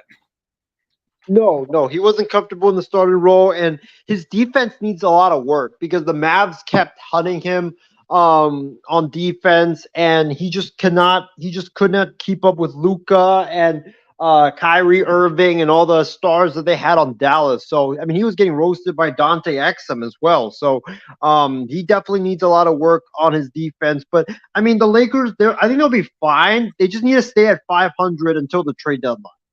They absolutely do. I mean, I feel like the Lakers are such a better team without Russell Westbrook, honestly. Oh yeah, I completely agree with you. Russell Westbrook, he was not a good fit. I mean, he couldn't shoot. He was like D'Angelo Russell. He couldn't shoot, but at least with D'Angelo Russell, he can shoot a little bit and he can move the ball a little bit more. D'Angelo Russell, I feel like is a way better fit than Russell Westbrook. But I feel like D'Angelo Russell, the problem with him is just he's not consistent. Yeah, I've always liked D'Angelo Russell. He's a great shooter on offense, great defensively, but I kind of feel like the Lakers should trade him for like Zach LaVine, which I'm with you on that Yep. because you need a third star with LeBron and AD, and Zach LaVine still is in his prime years. Yeah, and also like you can build around Zach LaVine and AD after LeBron leaves or retires because LaVine is only like 27 years old, so he's in the prime of his career, and AD's 30. So you have that building block for the future after LeBron leaves as well. So it makes a lot of sense. Anthony Davis didn't really have his best game today. I mean, he had 10 points, 13 rebounds.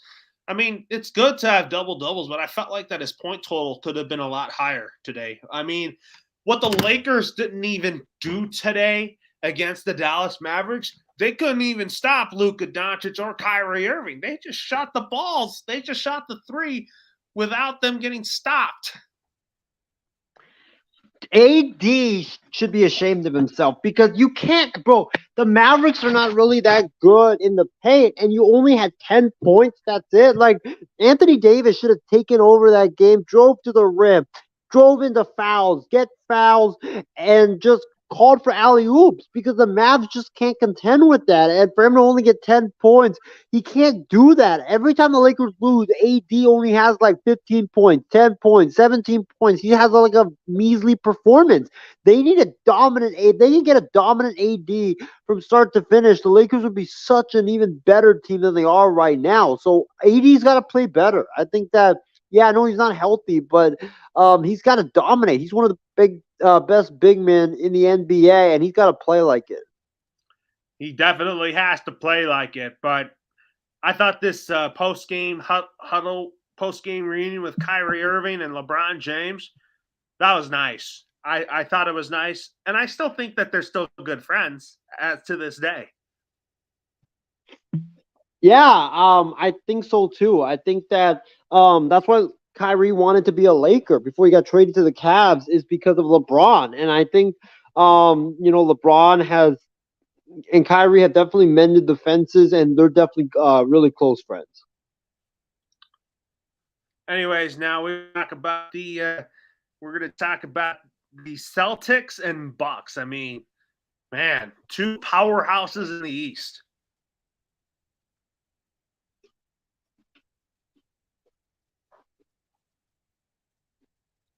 Loro, do we have you? Yeah, I was talking about two powerhouses in the East that the Celtics edged out. Yeah, I mean, this was such a good game. The Celtics, they dominated this game from start to finish. They look like the more confident team. They look so comfortable. Tatum was great. Jaylen Brown was terrific. Drew Holiday was great against his former team. The Celtics just look like the better team to start. And Damian Lillard, he has struggled since he went to Milwaukee. And I don't know, maybe he's getting used to playing with Giannis, but he needs to pick it up because if he doesn't pick it up, the Bucks aren't going to go anywhere like the Celtics showed them today. And the Celtics showed that, hey, we got the continuity, we got the chemistry. We still are the best team in the Eastern Conference, and until the Bucks take it from us, we still are the best team in the East. Yeah. So, anyways, now we're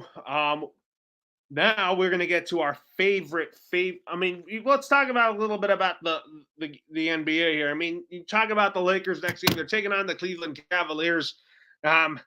The Cavs are a sleeper team in the East. You are always very high on the Cleveland Cavaliers. Yes, I am. The Lakers, I won't be shocked if they struggle against the Cavs because the Cavs have really good perimeter players with Darius Garland and Donovan Mitchell and also Isaac Okoro as well. He's very good defensively. And also in the paint, I mean, AD and LeBron are going to have their hands full with Jarrett Allen as well as Mobley. Those guys can really shoot. Those guys can dominate in the paint. So it's the Lakers are going to have their hands full with the Cavs. And the Lakers, AD needs to dominate. Because you're going to be going up against Jarrett Allen. I think he's better than Jarrett Allen, definitely. And LeBron, just be aggressive. Don't be passive. Don't try to just pass the ball. You got to be aggressive. LeBron's got to, attack the rim and look for his own shot early. And I think that the Lakers will win. But it all depends on, LeBron being aggressive, AD being aggressive. And if they can do that, then I think the Lakers will be able to win that game. Yeah, you're going to need that. That's for sure. But anyways, I said it's time for the fun part. We're going to talk some college football here. I mean, oh, man, we have some – these are the new college football playoff rankings. You got your Georgia Bulldogs. Then you got the Ohio State Buckeyes, Michigan Wolverines. You got the Washington Huskies, along with Florida, Oregon, Texas, Bama. You talk about Missouri, surprisingly, Louisville, Penn State, rounding out that group. Man, I tell you. You know what, Isaiah? I can't wait for next year's college football playoff to expand from 4 to 12. Well, Laurel, you know what I can't wait for? I can't wait for not this week, but the week next week, because Georgia, Alabama, me versus you, SEC championship game, Nick Saban versus Kirby Smart. It's going to be so much fun on Saturday afternoon when they meet up. We might have to do a show just to preview the entire game, but that's going to be a great, great game, and I can't wait for it. But yeah, I mean, your Crimson Tide I've been very impressed. They've definitely rallied from after that disappointing loss to Texas in game number 2. But I'm very surprised about the Huskies. I didn't think the Huskies were going to be that good this year, and they've surprised the world. Michael Penix looks really, really awesome. Ohio State at 2, I don't like that because they haven't looked consistent. They've just been a team that they're like what's it called? Chocolate chunk ice cream. Like, they're really good, but there's a lot of chunks in the middle. So I haven't really been impressed by them, and I think Michigan has definitely been the better team and the more dominant team. So I would have swapped Ohio State and Michigan. I think Michigan should be 2. I think Ohio State should be 3, but I think Georgia 1 is okay. Michigan should be 2. Ohio State should be 3. Washington at 4. I don't mind it. FSU, that's a big loss with their quarterback, Travis, leaving that game with a broken leg. He's out for the year. I think FSU is screwed. And then this also makes the case that Louisville could make the playoffs, because I wouldn't be shocked if Oregon State beats Oregon. If a lot of chaos happens this weekend, but Louisville has the inside track on the college football playoff as well, if they win the ACC, and I think they will now that FSU lost their starting quarterback. Yeah, I mean, Jaden Daniels is just a big blow. But talk about Syracuse. They had to fire Dino Barbers after 8 up-and-down seasons. This program needs a turnaround.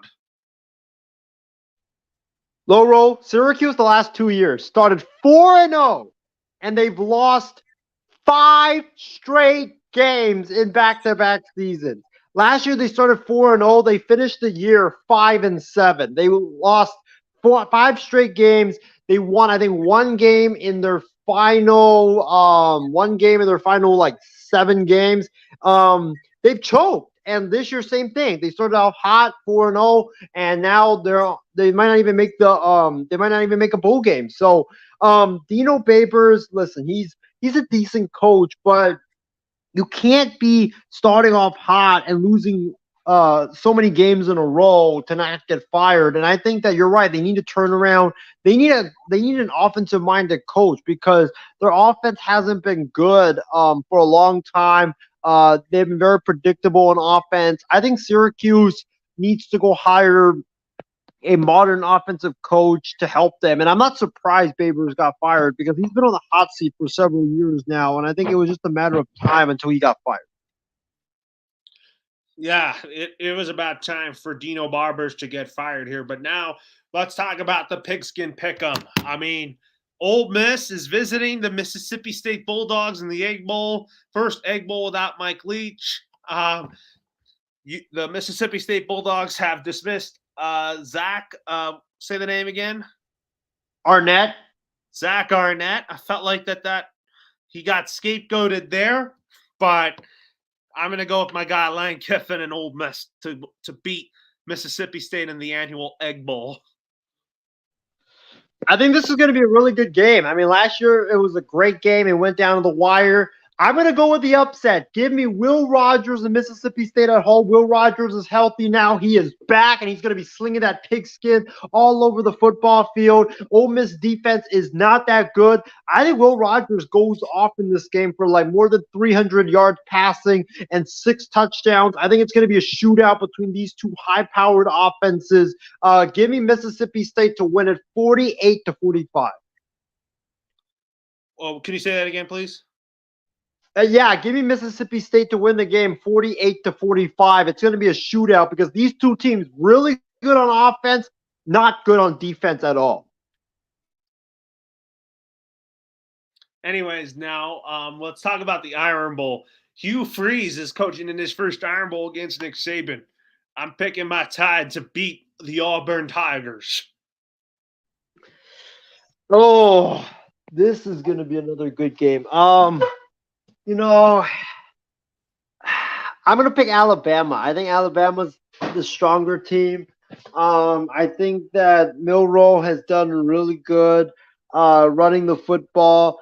And Auburn's defense, they're not good. And they lost to New Mexico State last week. I mean, how embarrassing is that you lose to New Mexico State? So give me Alabama to win. I think Alabama wins this game by 10 points.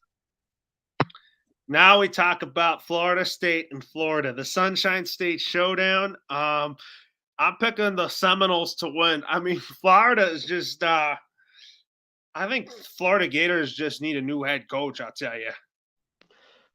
But Laurel, remember this. Florida State just lost their starting quarterback, so they're going to be starting their backup going into the swamp. So for me, I'm going to go with the upset. Give me the Florida Gators to win this game. I don't trust the backup quarterback for the Florida State Seminoles going into the swamp. The swamp is a very tough place to play. I think the Gators are definitely going to be amped up for this game. Graham Mertz, I don't know if he's going to play or not, but if he plays, I think he's going to be able to shred that defense of FSU. And I don't think FSU's quarterback will be he's going to have a miserable day. I think he turns the football over 3 times, and the turnovers are going to be what kills FSU. So give me the Gators to upset Florida State. Next up, Ohio State at Michigan State. I disagree with you about Jim Harbaugh leaving the Michigan Wolverines for the NFL just because I feel like Jim Harbaugh is loved in Michigan. I just don't think he'll leave Michigan. I think Jim Harbaugh is going to stay in Michigan. So I'm going to go with the Wolverines. Hail to the victors. This is for you, Steven. And Ohio State is also one of these teams, Isaiah, that are big frauds. I agree with you. Ohio State is going to get killed on Saturday afternoon in Ann Arbor. This game's in Ann Arbor, and Michigan has dominated the last 2 times they've played. Michigan is the better team. The defense is better. The offense is better. McCarthy is better at quarterback. The only place that Ohio State is better is the coaching, because Jim Harbaugh is not going to coach in this game, I believe, because he's suspended for the cheating scandal. But give me Michigan to not only beat Ohio State, but to rock Ohio State. And I think Ohio State loses this game by 20-plus points. So give me Michigan to win this game. J.G. McCarthy's going to have a monster day, and they're going to run all over that Ohio State defense. When you talk about that Ohio State defense, it's really not that good. Ryan Day is known for his offense.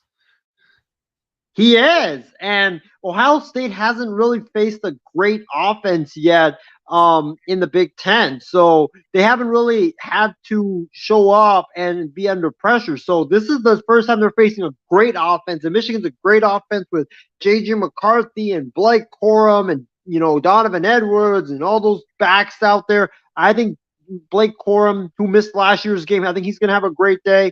I think Donovan Edwards is going to have a great day as well. Give me Michigan to romp Ohio State and win by 20 plus. Next up, we talk about Oregon State and Oregon, the Civil War. Let me tell you, I'm going to go for the Oregon Ducks to win this game. Quack, quack, quack. Give me the Ducks as well. It's in Eugene. The Beavers are a good story, but the Ducks are mad after losing to the Beavers last year, in which they got eliminated from the Pac-12 championship game. I think the Ducks win this game. Bo Nix is very good. It's going to be a closer game, though, but Bo Nix, in the end, will lift the Ducks to victory. Well, next up, we talk about Washington State at number 4, Washington, the Apple Cup. I'll tell you, this is going to be a fun matchup here. Give me the Washington Huskies. Give me the Huskies as well. This is in Washington, in Seattle. Washington State has tailed off at the recently. Their quarterback play hasn't been good. Their defense hasn't been good. I think Washington romps Wazoo in this game, and Jake Dickert might get fired because Laurel, they started 5-0 and they could finish 5-7 and lose 7 straight games. So when you lose 7 straight games, that's just never good for any college football coach. Anyways, now Isaiah, we're going to talk about our next topic is the Thanksgiving traditions, and tell us if Ashwin and Searam and Utkarsh are joining us right now. Unfortunately, it doesn't look like they're going to be coming on tonight because I heard they're working on a project right now. So it looks like it's just going to be me and you for the rest of the night. All right. So my favorite Thanksgiving foods. One of them is turkey. The other is pumpkin pie, cranberries, and I also like, if I had to eat it, I like the homemade pumpkin pie. All right, for me, my favorite Thanksgiving foods. I gotta start off with the pumpkin pie. I'm a big pumpkin pie fan. I love pumpkin pie. I could eat it for breakfast, lunch, and dinner every day, but it has to be the one from Costco because the one from Costco is massive and also it's just right. It's not too runny. It's not too cinnamony. It's not too sweet. It's just perfect. And with a little bit of whipped cream, oh my God, it's absolutely delicious. The Costco pumpkin pie is so good.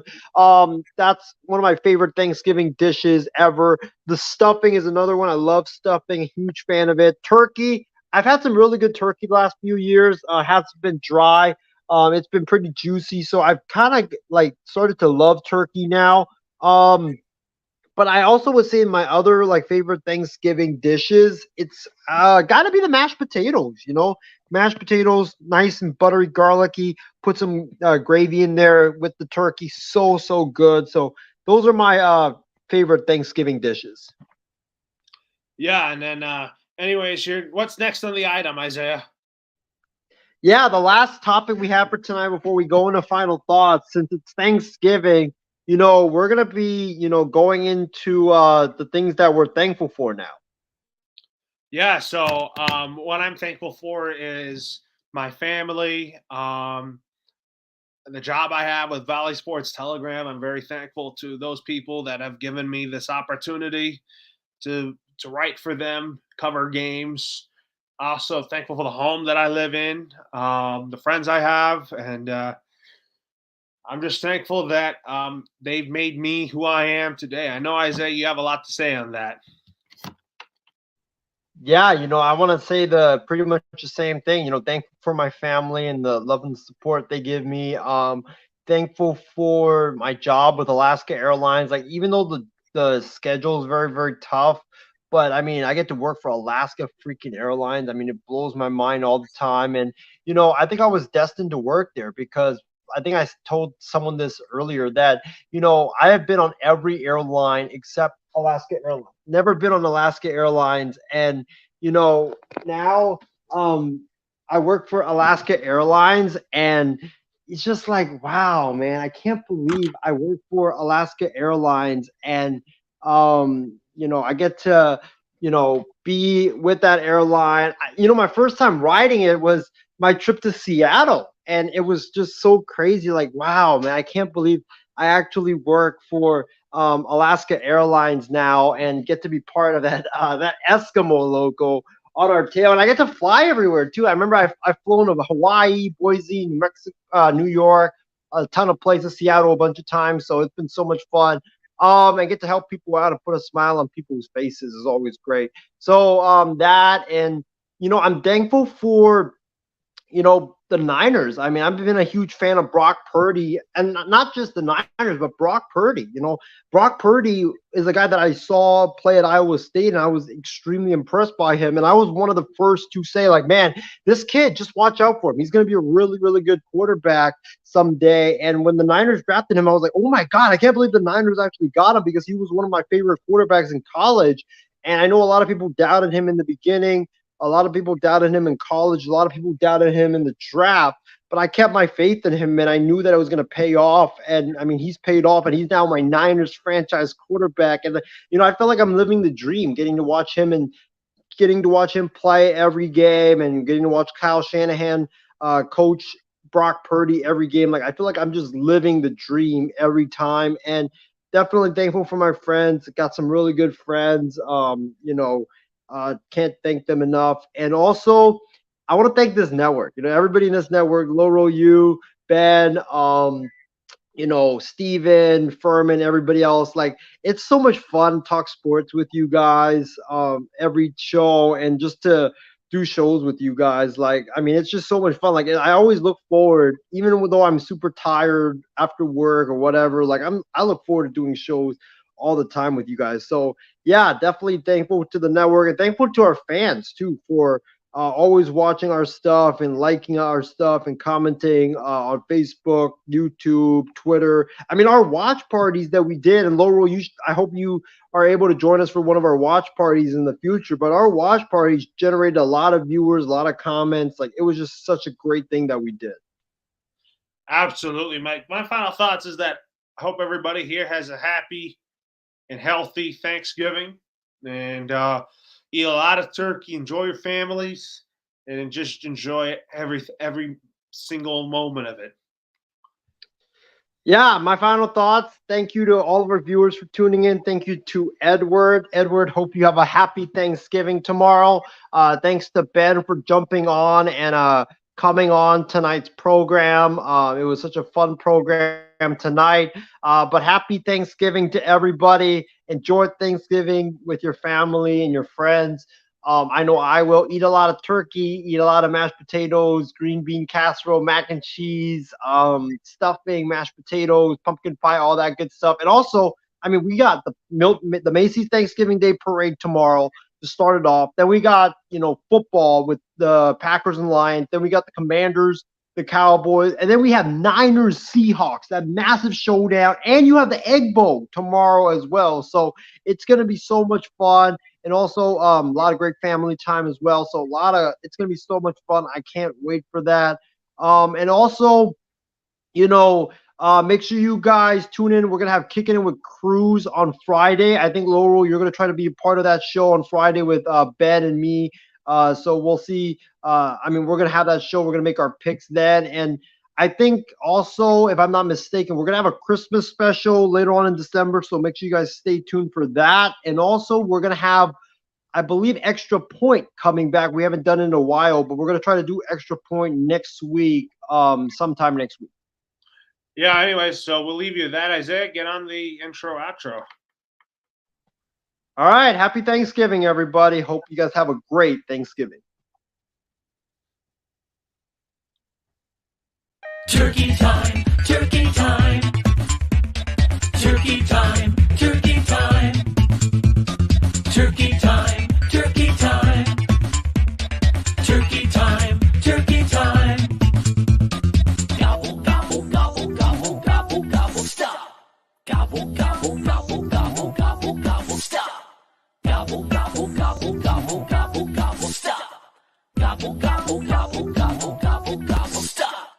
turkey time.